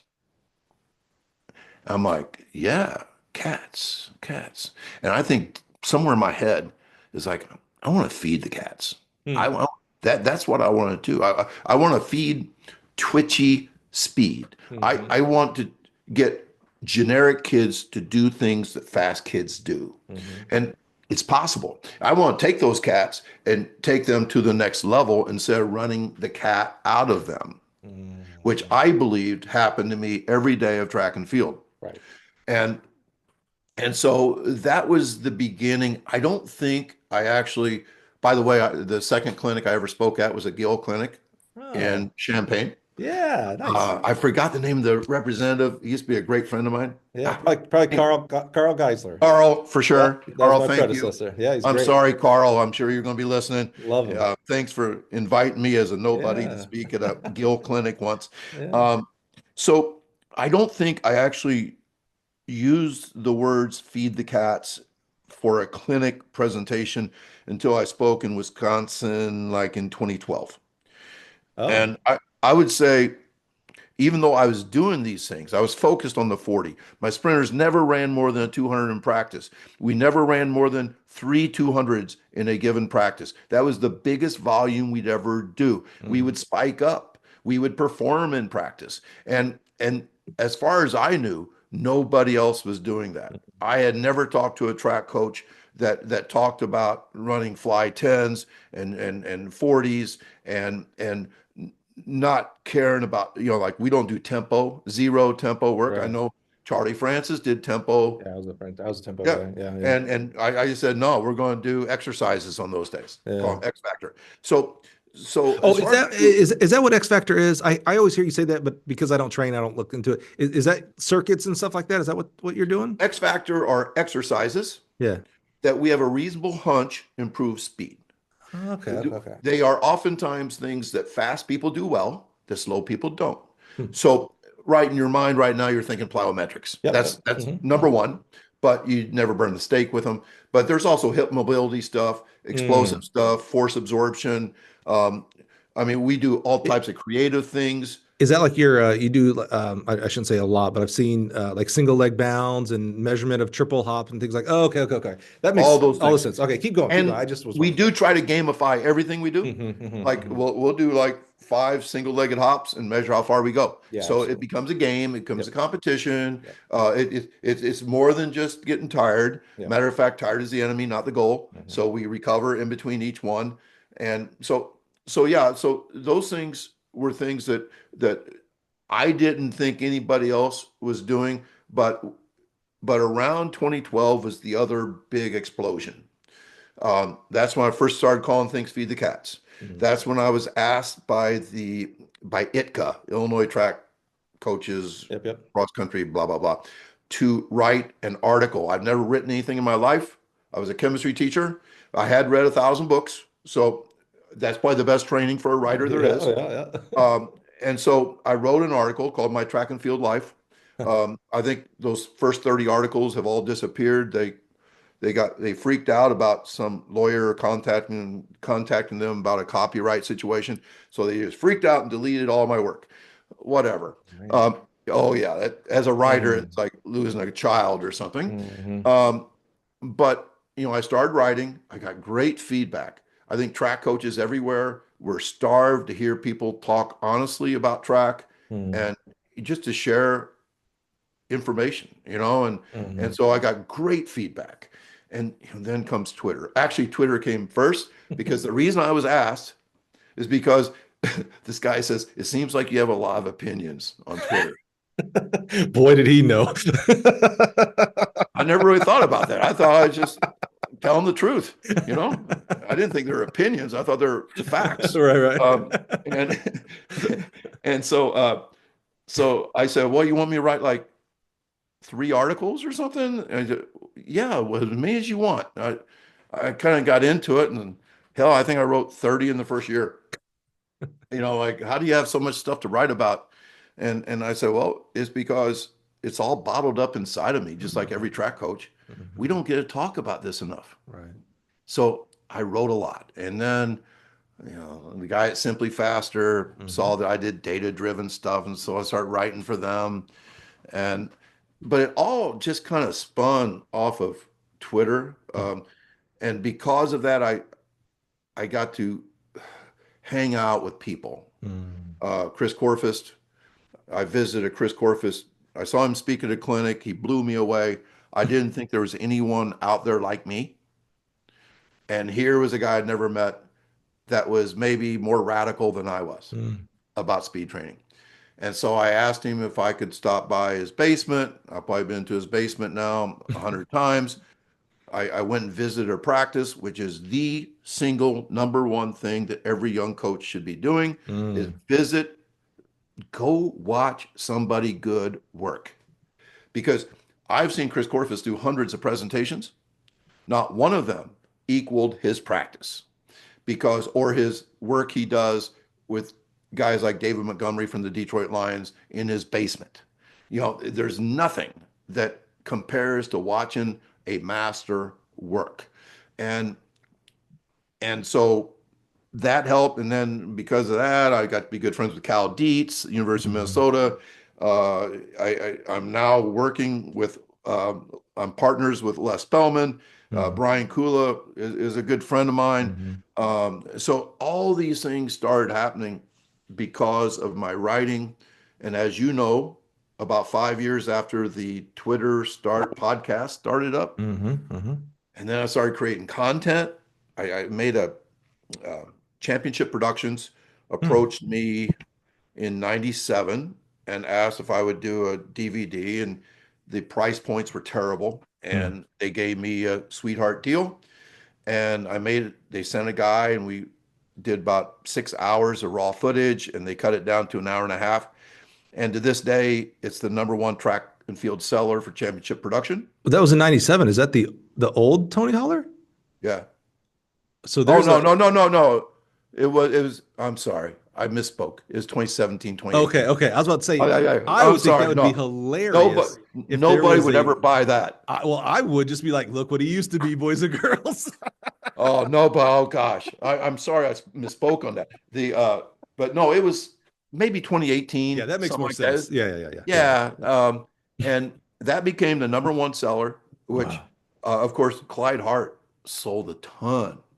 And to think that Feed the Cats is beating Clyde Hart, I'm like fist pumping and everything. Mhm. I love Clyde. Don't get me wrong. I was gonna say I did not tell you. So our CEO, basically his dad is Clyde Hart. He ran for Baylor. It was a pole vaulter for Baylor, but Clyde's like literally like his dad. Uh, Yeah, so no bashing of Clyde Hart is ever no, allowed. never. And you're not. I'm just yeah, I do want to say, and it's so important in today's world that we can disagree, agreed. right? Yep. And still find incredible Venn diagram Yep. connection. Yep. And it's really, I want to say about Clyde. In 2009, I went to Ames, Iowa, sat in the first row, and took 9 pages of notes. I didn't agree with any of them, Mm-hmm. but I love the man. I, Mm-hmm. and just like my high school coach, I don't agree with his process, Mm-hmm. but I love the man. I went to his funeral and I cried. Yeah. And so it's so important. So many people want to brand me as a hater or something Yeah. like Yeah. that. Yeah. And no, if I disagree, it's okay. Or if Yeah. I get competitive and say that my DVD outsold Clyde Hart, Mm-hmm. so be it. It's Yeah. all fun, man. I mean, I'm sure that he enjoyed winning those 24x4s at Yeah. the Exactly. NCAA level, Right. right? Right. I mean, I don't think he needs me to boost his status any. Right. So no, I think and then I got on CoachTube, and that's been amazing. Mm. Yeah. Yeah. Yeah. Um, yeah, it was over COVID, Yeah. and so I had time, and I created like 16 courses, and they told me at CoachTube that they thought that I could be as big as Hal Mummy, Mm. air raid offense, Mm-hmm. football, Mm-hmm. blah blah blah. And I just read The Perfect Pass. all about how mummy. And I was Mhm. like, yeah, right. I laughed. And and I have not surpassed his sales, but I'm number two all time at CoachTube with those courses. So It's pretty good. people I think hopefully it's the teacher in me and Mm, my willingness to be honest and share and be vulnerable and those things that have led to my brand being somewhat successful. But I also know, like my wife asks all the time, like, when's this going to end? I yeah, go, yeah, oh, it will. It will. yeah, It will end. yeah, But, right now it's fun. I'm making friends. I'm getting to talk to people like you. yeah. So it's all good for now. I love people, the stereotypical way to say it is give back to the sport, but I love people that help move the sport forward, and that's what I think ultimately you've done. Whether people agree or disagree, use or don't use Feed the Cats, at least there's a discussion. Like if you do something, I'm gonna call it opposite of Feed the Cats. If you know about Feed the Cats, you at least have to like look introspectively of what you do and defend yourself, and I think that's a good thing to like actually look at how you train and be like, all right, am I doing it the right way? I do think I am because of X, Y, and Z and what have you. Side note, real quick, you mentioned two people, Clyde Hart and Brian Kula, both Gill Podcast alums. So again, same podcast you're listening right now. If you want to go listen to their stories and their journeys, it's quite amazing. Kula is an awesome dude, love him to death. And again, Clyde Hart, call him the grandfather of track and field for all I care, because man, it's awesome, and I love Mount him and his Rushmore. I family. say that, Absolutely, there's a certain absolutely, Mount Rushmore of track and field, and I would put obviously Clyde Hart is up there, yeah, uh, and even though, like I said, I mhm. don't agree, Right. and now there's two guys I really agree with that I would like to see up there. That's Boo Schexnayder Oh, 100%, and Vince Anderson. 100%. I was contacted years ago by somebody says you sound just like Vince Anderson. And of course, Hmm. I'm like, what is he, a jerk? Or, like, well, what kind of a guy is he? And so I started research, and now I'm a pretty good friend of Vince's. And we really do see things Hmm. the same way. And Hmm. and Boo Schexnayder, both those guys did not change me like Paul Souza did, but they have reaffirmed, gave me Hmm. confidence in my approach. Yeah. So yeah, those are my three Mount Rushmore college people. That's not bad. Vince is a amazing dude. Love him to death, and I think a lot of the same ways. He coached a good friend of mine at Tennessee, Justin. So I've always liked Vince and how he does things. And Boo Schexnayder, who is our number one most listened to podcast, by the way, uh, he is my Paul Souza to you. He's the guy that changed my life coaching, and I was coaching how I coach. I actually I changed a little bit by the time I got to Boo. Thank goodness we did not run the meet every day when I was coaching. But when he was my level two teacher for jumps, and it was like, oh, I think I'm doing a lot of things right. I'm doing it in the wrong order, and so he helped me with order and training theory and how to actually push together an athlete from day one to day, state champion or an NCAA champion. So I owe a lot to Boo, and there's a reason why he's our number one most listened to Oh yeah. podcast. Quick question: you know, you, again, we're a lot alike in a lot of things in our beliefs here, Tony. Um, let's talk about Twitter a little bit. Earlier, before we hit record, you actually said Twitter changed your life, which that's a big statement. Some people would say that the other way, by the way. Yeah, it changed my life for the worse. There's a lot of negativity Recently, on Twitter, and and I never want to be the guy who defends Twitter, especially in the light of today. But to me, Twitter is not unlike the telephone, the radio, Facebook, etc. There is bad and trolls, if you will, everywhere, everywhere. And that also means, thank goodness, that there are good people everywhere. There are good and great people on Twitter. There are good and great people on Blue Sky or whatever it is right now, on the radio, TV, podcast, etc. So, I hear a lot of people leaving Twitter, and I understand it. I don't judge. That's fine if that's what you want to do. For crying out loud, it's a social media site. Do what you want. But I'm going to stay on Twitter to be the positive impact that it needs. If we all just leave, it becomes a dark cavern. So, what I want to get to with on Twitter, first of all, I want you to explain what you meant by it changed your life. I think you've kind of alluded a little bit to it as you told the story there. But what I'm interested in is, do you think, my perception, you, Tony Holler, can be a little rough sometimes on Twitter? Okay, I thank you for laughing and smiling there, Tony. It makes me feel a little better asking this question. I first came to light on this when someone asked a question that and again, this had to be like 2 years, 3 years ago. They asked a question that I literally was like, oh, this guy, Tony Holler, would probably know the answer. He was asking something about how do you run people 10 meters at a time or something. And I'd read a lot of your stuff and I was like, oh, like my thing is about connection. That's why the name of the podcast, right? So I'm always trying to connect people together. So I was like, oh, this will be my opportunity. I don't know this guy and I don't know Tony, but they should know each other. He has a question that Tony can answer. So I tagged you and said, hey, Tony, can you help out this coach?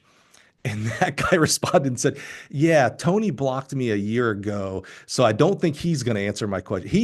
What I found out is he was being a little troll, a little bit, being facetious in his question.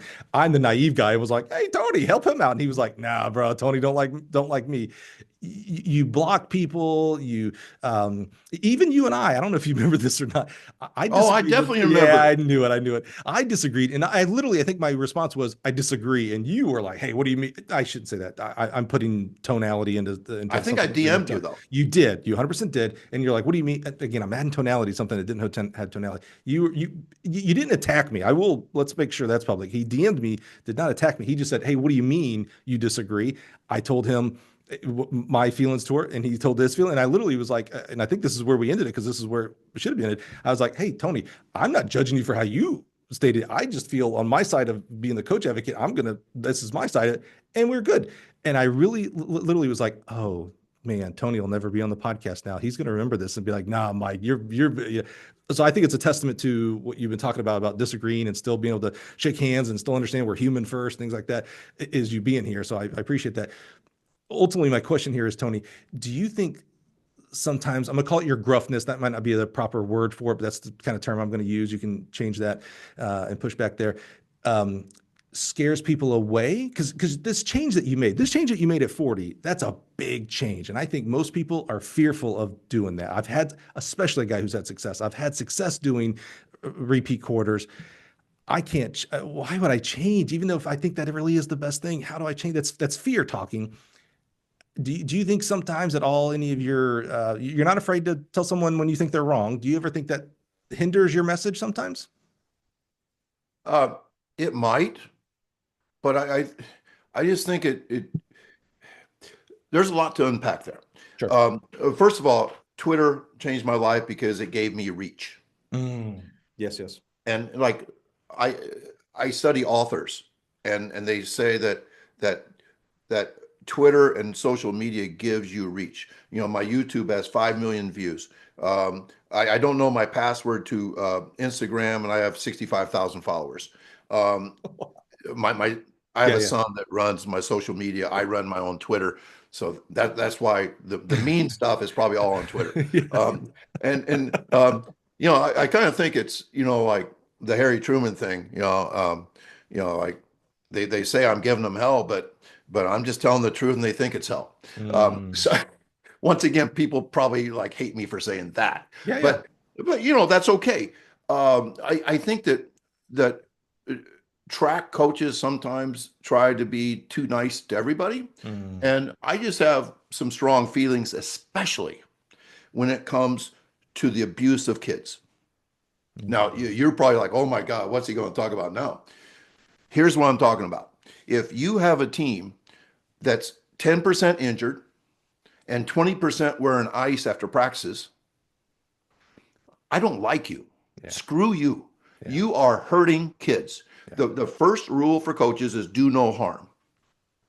I have seen coaches read Clyde Hart stuff and say, okay, if he's doing 15 200s on day one, that's what I'll do with my 14-year-old girls. Mm. I'm sorry, but if my kid came home hurt from that, I'd be fighting mad. Yeah, that's a good And point. maybe I should be a nice guy. But no, when it comes to that, and then I feel so strong that the average coach is miserable, that he tries to push kids that don't want to be at practice because he's doing it the hard way.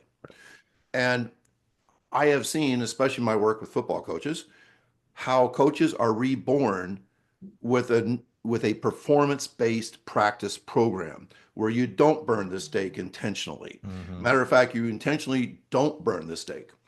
I really think those things are important. There's two other things I've got to get to. One is blocking people. I really believe that, like we were saying, we tell kids, if you want to look at yourself in the mirror, look at your 10 friends. Mm, We are responsible that's a great point. for who we hang with.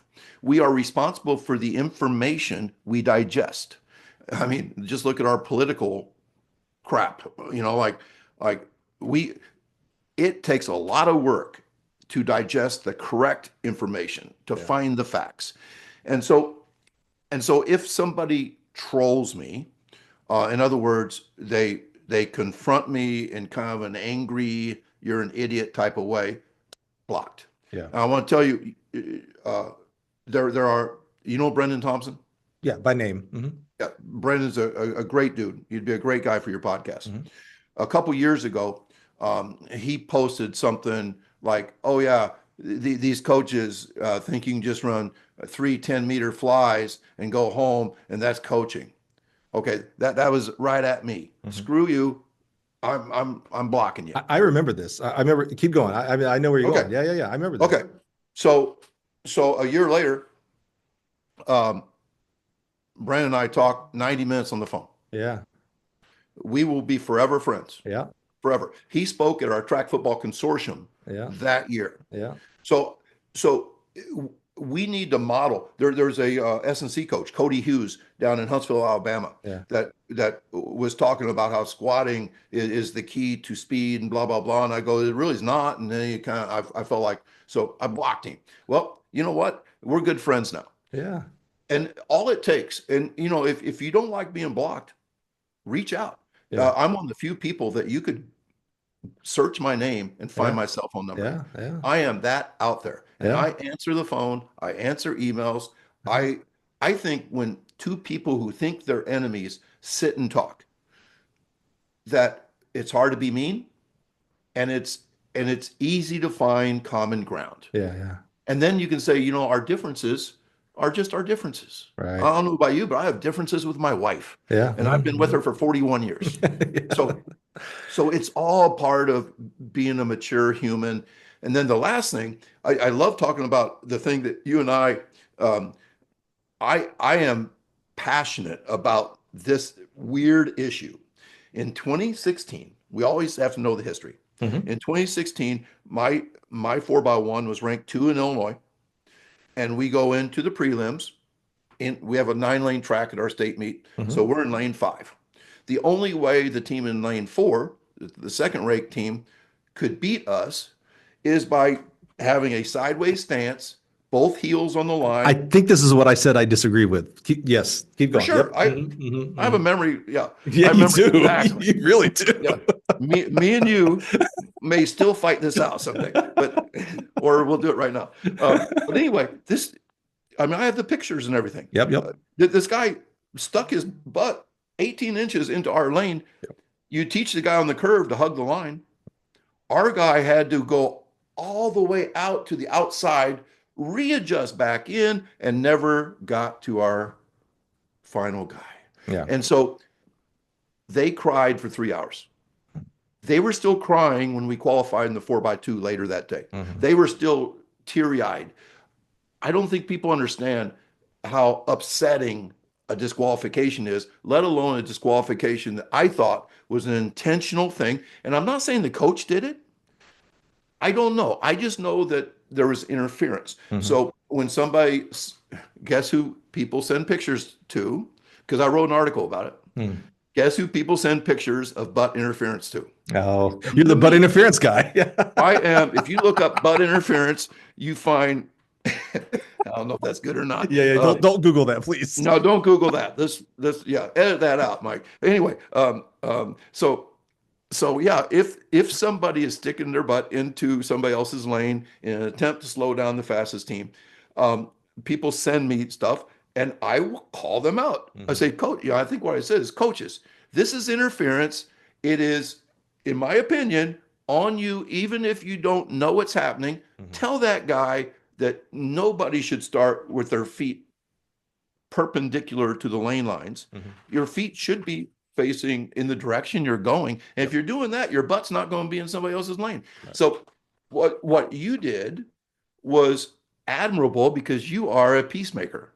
You are a lover of all coaches. Yes. And when you see a coach call out another coach, it's like this ain't good for track. Yeah. Yeah. Yeah. And I Yeah. get that. I Yeah. get that.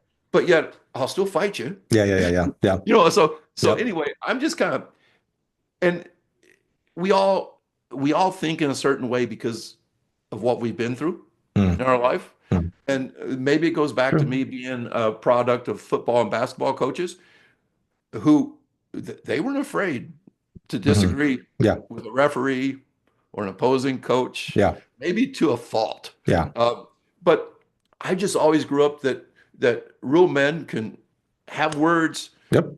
threaten to throw punches or whatever, and then hug it out Yep. and have a beer, you know? And Yep. and and so that's where I'm from. I realize that I probably offend lots of people, but if they give me a chance, I'm not all that way. Well, first of all, I think going back to one of the first sentences you said there about not about blocking people, but about I'm gonna call it defending. What I heard is really at the base of all of this is if you are hurting kids, I'm not your fan. I don't like you. So a lot because again, we and whether it's social media or a magazine, we're surface level stuff. This is why I like this long form podcasting format because we can get into here a little bit and unpack some things. Is on the surface, if I'm just reading your tweets and the interactions, it's like, oh yeah, this guy's a jerk. He's calling this guy out, calling this guy, and it's like, oh, but now I'm starting to understand the why behind it because Tony Holler cares about kids, and if you're hurting kids, well, there is no excuse. I'm not going to be your friend or condone that. So that's the real why. That's going to be real hard for people to disagree with Tony to say, well, he should be okay with people getting hurt, right? That's going to be a hard thing. So I appreciate you unpacking the why behind it, and even the blocking. Actually, the blocking thing to me on social media, I think that's healthy. I know people talk about, well, you get in your own echo chambers and things like that. But if someone is trolling, if someone's causing you purposeful, the heartache may not be the right word, but that's what I'll use here. That's why they invented blocking on social media. Don't let that person bring you down. This person that you probably don't even know, for crying out loud. I think it's a little bit on you if you don't block that person. We talk about in real life with friends and family, if there's someone who's a cancer to you, as far as how they treat you, that you should cut them out of your life. Well, social media makes it super simple to do that, and you should. If there are people that are on your timeline that are bad people, cut them out. You deserve better anyway, to be real frank with you. So I appreciate that. That's a good background. I did want to mention one other thing Please. too. In my support, uh, I have, I think, the best distance coach in the nation, a guy named Andy Dirks. We've placed fourth, second, and second in the last 3 years in the state. We were, I think, 13th in the nation last year. Um, even though we're second in the state, 9 of our top 10 guys are underclassmen. Wow. So I mean, this guy has it all going on. He was on a podcast and he said the nicest thing that anybody's ever said about me. They said, "What have you learned from this firebrand that you coach with, this Tony That's Holler?" you. You know, Yeah. like I thought he was a nice guy. Anyway, but Andy says probably the first thing is that he says really nice things about a lot of people, Mm, and I thought about that, and I thought that that's who my dad was too. I'm mm, not saying my dad didn't piss off some people, right.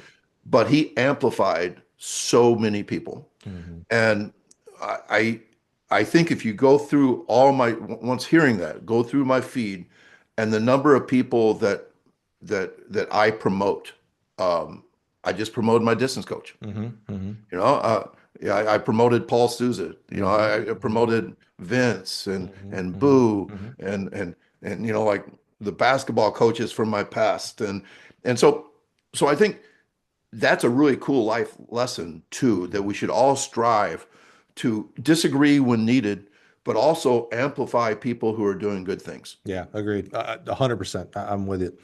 All right, Tony. We've been talking about evolution. Feed the Cats didn't start on any one day. It's been an evolution. As we start to wrap up here, how did you and why did you?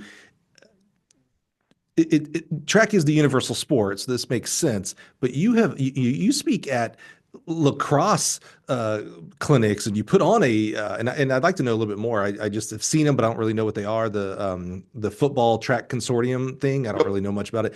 But you've branched out into other field hockey. I think I saw at one point. What was the decision to go towards that, and why?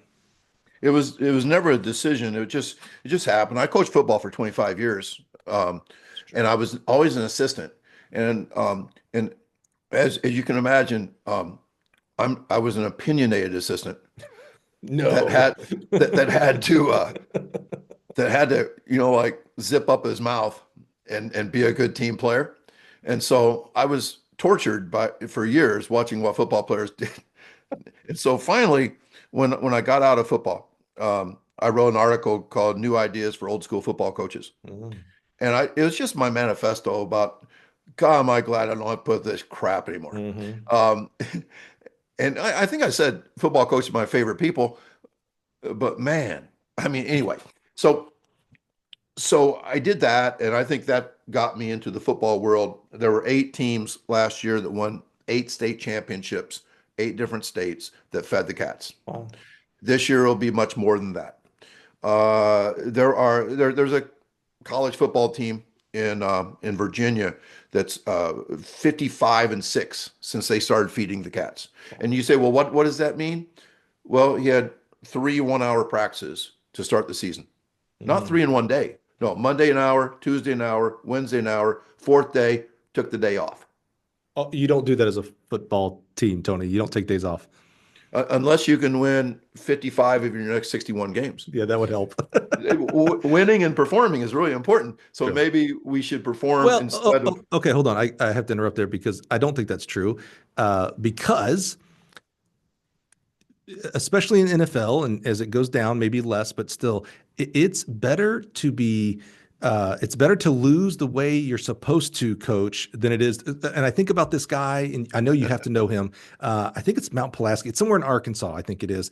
This Yeah, guy who never punts, never kicks. It's always an onside kick whenever he has to kick. He always goes for it on fourth down, no matter what. Like if he's on his 10-yard line. And he wins. He's won like a many state titles, and lots of coaches, Kirby Smarts and Nick Sabans have all come to visit him.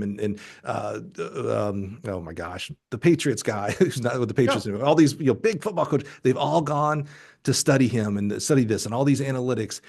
And no one will do it because it is better to lose doing the way you're air quotes you're supposed to be doing football, punting on fourth down no matter what and things like that than it is to do something crazy again air quotes there, and win or lose that way. So I love what you said, and I might agree with that, but in society, not happening, not I happening. love your statement. I got Kevin's contact information in my phone.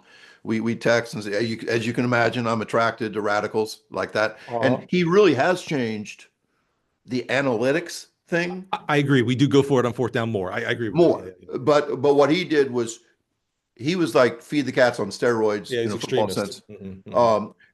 And you know, here's the other thing too. I tell people that working a team really hard is great job security because if you go 2-7 as a football coach and you worked your kids harder than anyone else, hey, they went 2-7, but it wasn't because they didn't work at it. Right. That coach. Now, if you practice an hour and a half a night and you give them a Thursday off once in a while before a game, nobody says anything if you win, but if you lose, Yep. there might be a special board meeting, right? Like I Yep. know that for a fact. Yeah. So yeah, the whole thing with multiple sports, I was somebody had read my stuff and he was a lacrosse guy. Hmm. And he said, "Would you like to speak at the National Lacrosse Clinic?" And I said, "Sure." And I said, "But I have to tell you, I've never watched a game and never held a stick." He goes, "That's all right. You just stay in your lane, tell people what you know." Hmm. I spoke, and the first contact I got was a guy, Lars Tiffany, who, I said, "Well, who's that?" And oh, he coached at University of Virginia, Mm. and they won the national championship last Hmm. year. That was Hmm. the first reach out to me. Wow. And so since then, I've consulted with probably 8 or 9 top 10 across teams. Um, I I went to France to work with soccer and the federation there. Next September, I'm going to Brazil to work with the soccer stuff in Brazil. I don't ever watch soccer, but Mm. you know what I'm good at? I'm good at coaching, and I'm good at creating athletes.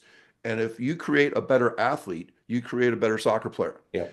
I leave soccer to soccer coaches. Yeah. But coach, if all you're doing is playing soccer and reverse engineering the game, you are not creating athletes. And you and I both know that that was the reason they used to give football players and basketball players and baseball players to run track, is because it will make you more athletic, Right. Right. right? Yep. So here's a situation where a ball sport can learn from a track coach Yeah. on how to create better athletes. Now, you can't go to any track coach, because if you're a Right. track coach that believes in just killing them every day, run them until they drop, and having penalty running if they don't make time, they're not making better athletes. They're running the cat out of people. But I can teach people how to feed the cats, and it's the priority to make them faster and stronger and jump high, jump far, and bounce. That's the priority, but it's not the majority. Yeah. Yeah. What football coaches are now doing is something I call my atomic speed workout. 15 minutes, 60 seconds of work. That's all it is. It's a great hook. I got the name Atomic Speed Workout from the book Atomic Yeah. Habits. Great book. Yeah. All read. Yep. It should be required reading for every high school Agreed. kid Yeah. and high school teacher and business and parent. Yep. So I created the small speed workout ever. And what coaches are doing is doing that twice a week in football. Hmm. And they're timing and recording, ranking, and publishing. And what they have found is that it's influenced the way they've coached. Hmm. Because if your team is 2 miles an hour slow, that's not a healthy team. That's Right. not a team that's going to win on Friday night. So they've learned how to change their practice to stay fresher, faster, more of a performance level athlete than a athlete that's just been beat up all week.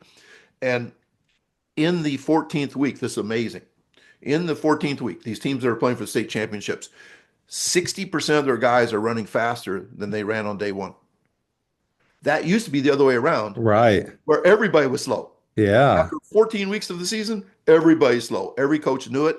We're beat up, tired, sore. Yeah. Instead, they are better athletes than they've ever been. And get this, speed is a huge part of health. Hmm. Matter of fact, I don't think you can be healthy without being your fastest self. If you are slower than you should be, you are not healthy. Hmm. So what we have found is a sprint-based approach in football or lacrosse and these other sports is a health issue. Huh. That these teams that won state championships, not only won state championships, won all 14 games, that kind of stuff, but their roster, let's say their roster, 65 guys, all 65 played in the game, in the Wow. championship game. All Yeah. 65, because they had a big lead anyway, because they're faster than the other Right. team, better athletes. And all 65 played, they're all healthy. And then one other thing about Feed the Cats I haven't even talked about, which is amazing, is that we attract athletes to a program where practice is fun. Yeah. This team in Minnesota that has won 28 in a row, Garrett Mueller is the guy's name, Feed the Cats coach. He his team not only has won two straight state championships, but I don't know what the situation is this year, but last year their basketball team had to start practice during like 2 weeks before the state championship football game. They only had one guy on the floor because the other 14 varsity football players were, or varsity basketball players were playing varsity football. Wow. In a lot of sports, I don't know if you know this, but a lot of sports or a lot of schools now, basketball players don't do anything but basketball Hmm. 12 months a year. But in a Feed the Cats type of school, every sport becomes fun because practice is not miserable Hmm. and you win and you get more athletic. Two quick questions. Is there a sport that it couldn't work in? I'm thinking, and I don't think this is the sport, but I'm thinking, of all these other different sports, swimming. I mean, obviously you got a lot of field sports like lacrosse and field hockeys and things like that. Table tennis is a sport, it's an Olympics, things like that. Is there a sport where it's like, yeah, I'm not sure this would work in that? I love you mentioned swimming because Brian Kula sprint trained a swim club That's that put right. 46 records That's right. Yeah, yeah. because they got more athletic. Yeah, that's right. That's a He good point. trains golfers to get faster, That's a good and point. their club speed improves 15 miles an hour. Yeah. So I've Oh, yeah, thought yeah, this yeah. Yeah. often. There is a sport in Illinois, bass fishing, Yeah, yeah. that maybe being more athletic doesn't help you there. I don't know if chess is an actual sport, but Yeah, yeah. That's a good point. prob. But Yeah. then again, you've seen the studies where they have shown like students taking a test who sat for 20 minutes before the test compared to students who went for a 20-minute walk. Yeah, yeah, yeah, yeah. And they did Yeah. CAT scans, happened at Yeah. the University of Illinois. Yeah. Their brain is all lit up Yep. because they went on a walk. Yep. Well, what I think is like, hey, walking is kind of like moderate exercise. I wonder if we did an atomic speed workout and then Hmm. went to take a test. Would that actually, there's a group of cognitive scientists in Paris right now studying that.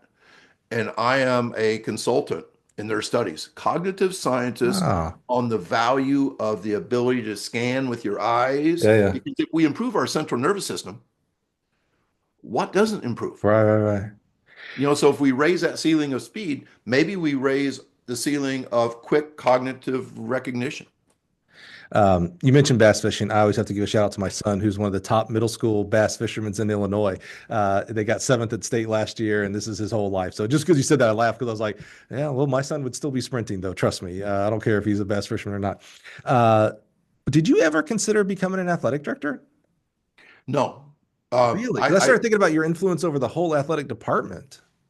I have, Mike. I've talked to two different schools, three different schools where I've got to talk, where athletic directors brought me in and let me talk to all the coaches.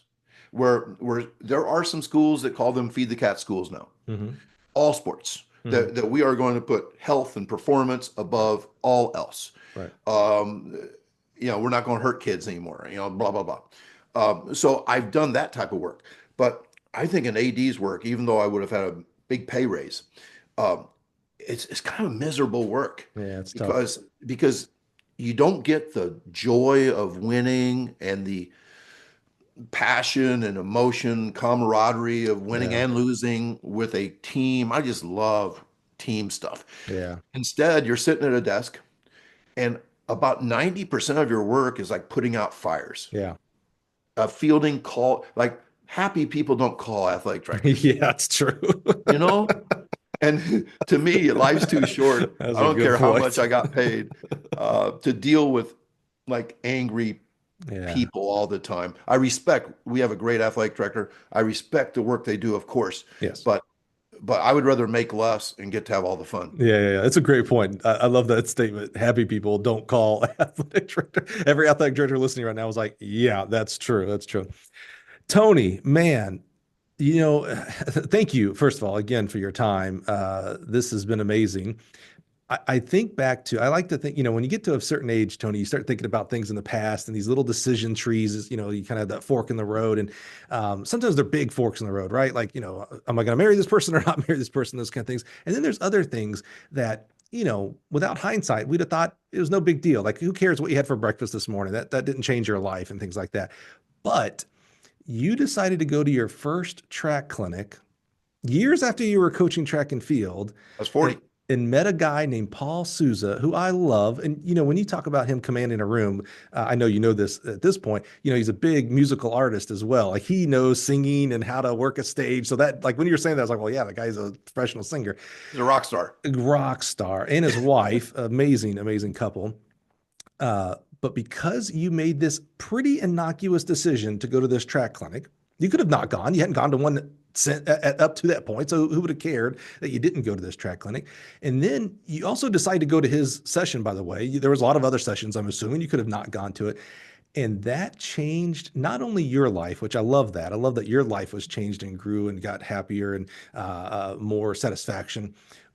But the real impact that a track coach makes is the positive impact they make on young people. The impact that you have made on, I mean, literally thousands. Because I take, we didn't even talk about your kids who now coach track. We mentioned the one at Edwardsville, I think, Yes. correct? Yeah. Yes. What he does and his positive impact on kids is a it's your tree. It's part of you. That is the real impact. And I'm so glad you decided to go to that track clinic, my friend. Who knows what, where, why, when you would have been doing things now. And I think the sport of track and field, and for me, most importantly, the coaching body of track and field is better for it. So I'm just so Well, Paul grateful. Souza, that one of the things that I took away from that session is like, is the only 45 minutes of my life I've been in the room with Paul Souza. Think Is about that that. right? 45 minutes. And we didn't even talk afterwards. Yeah. And one of my takeaways was I would like to be him someday. Hmm. I would like to command a room someday. Yeah, yeah. And you And I do. finally got my wish. Yeah. I get to do things. I speak all over the country. It's my favorite, and Yeah. other countries too. It's my favorite thing to do, to coach coaches. And get Yeah. this, I was on a Lateef Thomas, as Mhm. you know, Lateef. A Gill podcast alum. Yep. Our number 3 podcast ever, I think. Yeah. I met Lateef before he became Lateef, Hmm. and so we became very good friends. Sometimes we butted I heads, could see you liking him and I could see you guys butting heads. Yeah. Okay. Yeah. This makes but sense. it's all good. Hmm. And so he asked me to be on a clinic with Cave Tolbert and Oh, yep. Gabe Sanders Yep. and Yep. Mark Mangicotti Yeah. and All podcast alums. I love it. Yep. Hmm. and then the girl from Georgia, uh, Carol. Carol. Hmm. Yeah, yeah. It was a Each one of us had one night, and like on the final night, everybody like popped a beer and like having a kind of a round table Hmm. type of thing recorded, Hmm. and they said we have a surprise for you. I'm like, what's that? And all of a sudden, Paul Souza. Oh, no way. Yes. Mark Mangicotti, the coach at Harvard, I know very well. was was Paul Souza's assistant Yep. at Wheaton. Yep. So so anyway, he was on, and I was like at a loss for words. I got kind of Yeah. emotional. Isn't that cool? It is cool. Yeah. Hey, that's so we're going to end it with this again. Anthony, your name says Anthony. Tony, thank you so much. I'm grateful for this. I want to end it with what he's talking about there with Paul and what Tony does as well. If you are, first of all, I'm going to say if you're lucky enough to be invited to speak at, these amazing track clinics that are all around. He mentioned Wisconsin, it's one of my favorite ones. Illinois, right here, of course. Take it serious, and I know you do. I go and watch a lot of these guys and gals that speak. You guys do a great job. Just remember, they're probably maybe more than likely there's someone in that audience that you're about to change not just their life, but the life of the kids they coach. I have a similar story. I went to a clinic at Indiana University. It was one of my first track clinics, and Marshall Goss talked about hurdles, and I I was was like, probably there. I "Is was that?" probably there. Yeah, it would have been 96-ish, 97, yeah, right there. Yeah. And it changed my life. I was like, "Oh my God, you can actually coach hurdles." Because remember how I was thrown into hurdles? There was no coaching, and I was like, "Oh my God, you could coach hurdles." And I reached out to him, and he made me stay at his home, and for a whole weekend, we just talked nothing but training and hurdle. It changed my life. It changed my life. So one, take that serious and know that there's someone you're not everybody knows what what you're about to speak about. So speak with authority. And two, if you aren't speaking at those clinics, reach out to them. First of all, they're always looking for speakers, to be real frank with you. But find some place to speak. You have value, and I think that's why I like about this podcast is there's coaches from middle school up to Olympics, and each and every one of them, I've had feedback from coaches that are like, "Man, that guy or gal provided value. I believe more. Or I didn't know anybody else was like me. Things like that. There are other people that need to hear from you." So I'm going to leave it at that. Tony, thank you, my friend. I appreciate you so much. This was great. We got to meet in person. We got to make that happen. For sure. And I'm just so Are you going to thankful. be in Missouri at the Missouri clinic? No, I was gonna actually do some clinics have been having me come in and do like MC and hosting and things like that. And Missouri was trying and they couldn't figure out. They have somebody else that actually runs that clinic, so they couldn't figure it out. But Right. not there. Are you gonna be? Where else are you gonna be at? You gonna be at Wisconsin, Illinois? Yeah, we have our track football consortium this week, Yeah. and we've sold over 200 tickets. Probably going to sell more than we sold at our biggest one, which Carl Lewis spoke at. Oh wow. So it's been a big deal. And That's then awesome. I keynote Missouri, Yeah. and then I speak at two Glacier football clinics, Yep. Baltimore and Pittsburgh. Yeah. I speak at Uberzadi Clinic. That's the $10,000 treadmill people. Oh, okay. Really cool stuff. Yeah. I speak at their clinic in Melbourne, Florida, and then I keynote Washington or Tacoma, Washington, their Yeah, state clinic. So that's a good one. Yeah. combining those things with running a track team Yeah, is yeah, right. Oh, making by the my way, you still life. coach, right? I have to feed the cats. I wouldn't have time to do anything else. That's true. That's a good point. That's a good point. Tony, thank you, man. I think the biggest thing I take away is your just authenticity, man. I really do appreciate that. I appreciate that you and I had a dialogue of disagreement and that we can be who we are past that as well. I think that is important. And I think that's a lesson for others. So really grateful for you, man. Thank you so much for your time today. Appreciate you. Thank you. Awesome. Thanks for being here, guys. Join us next week. We'll do it all over again and have some fun. Join us for season 6. We got guys like this coming on the show. Thanks, everybody.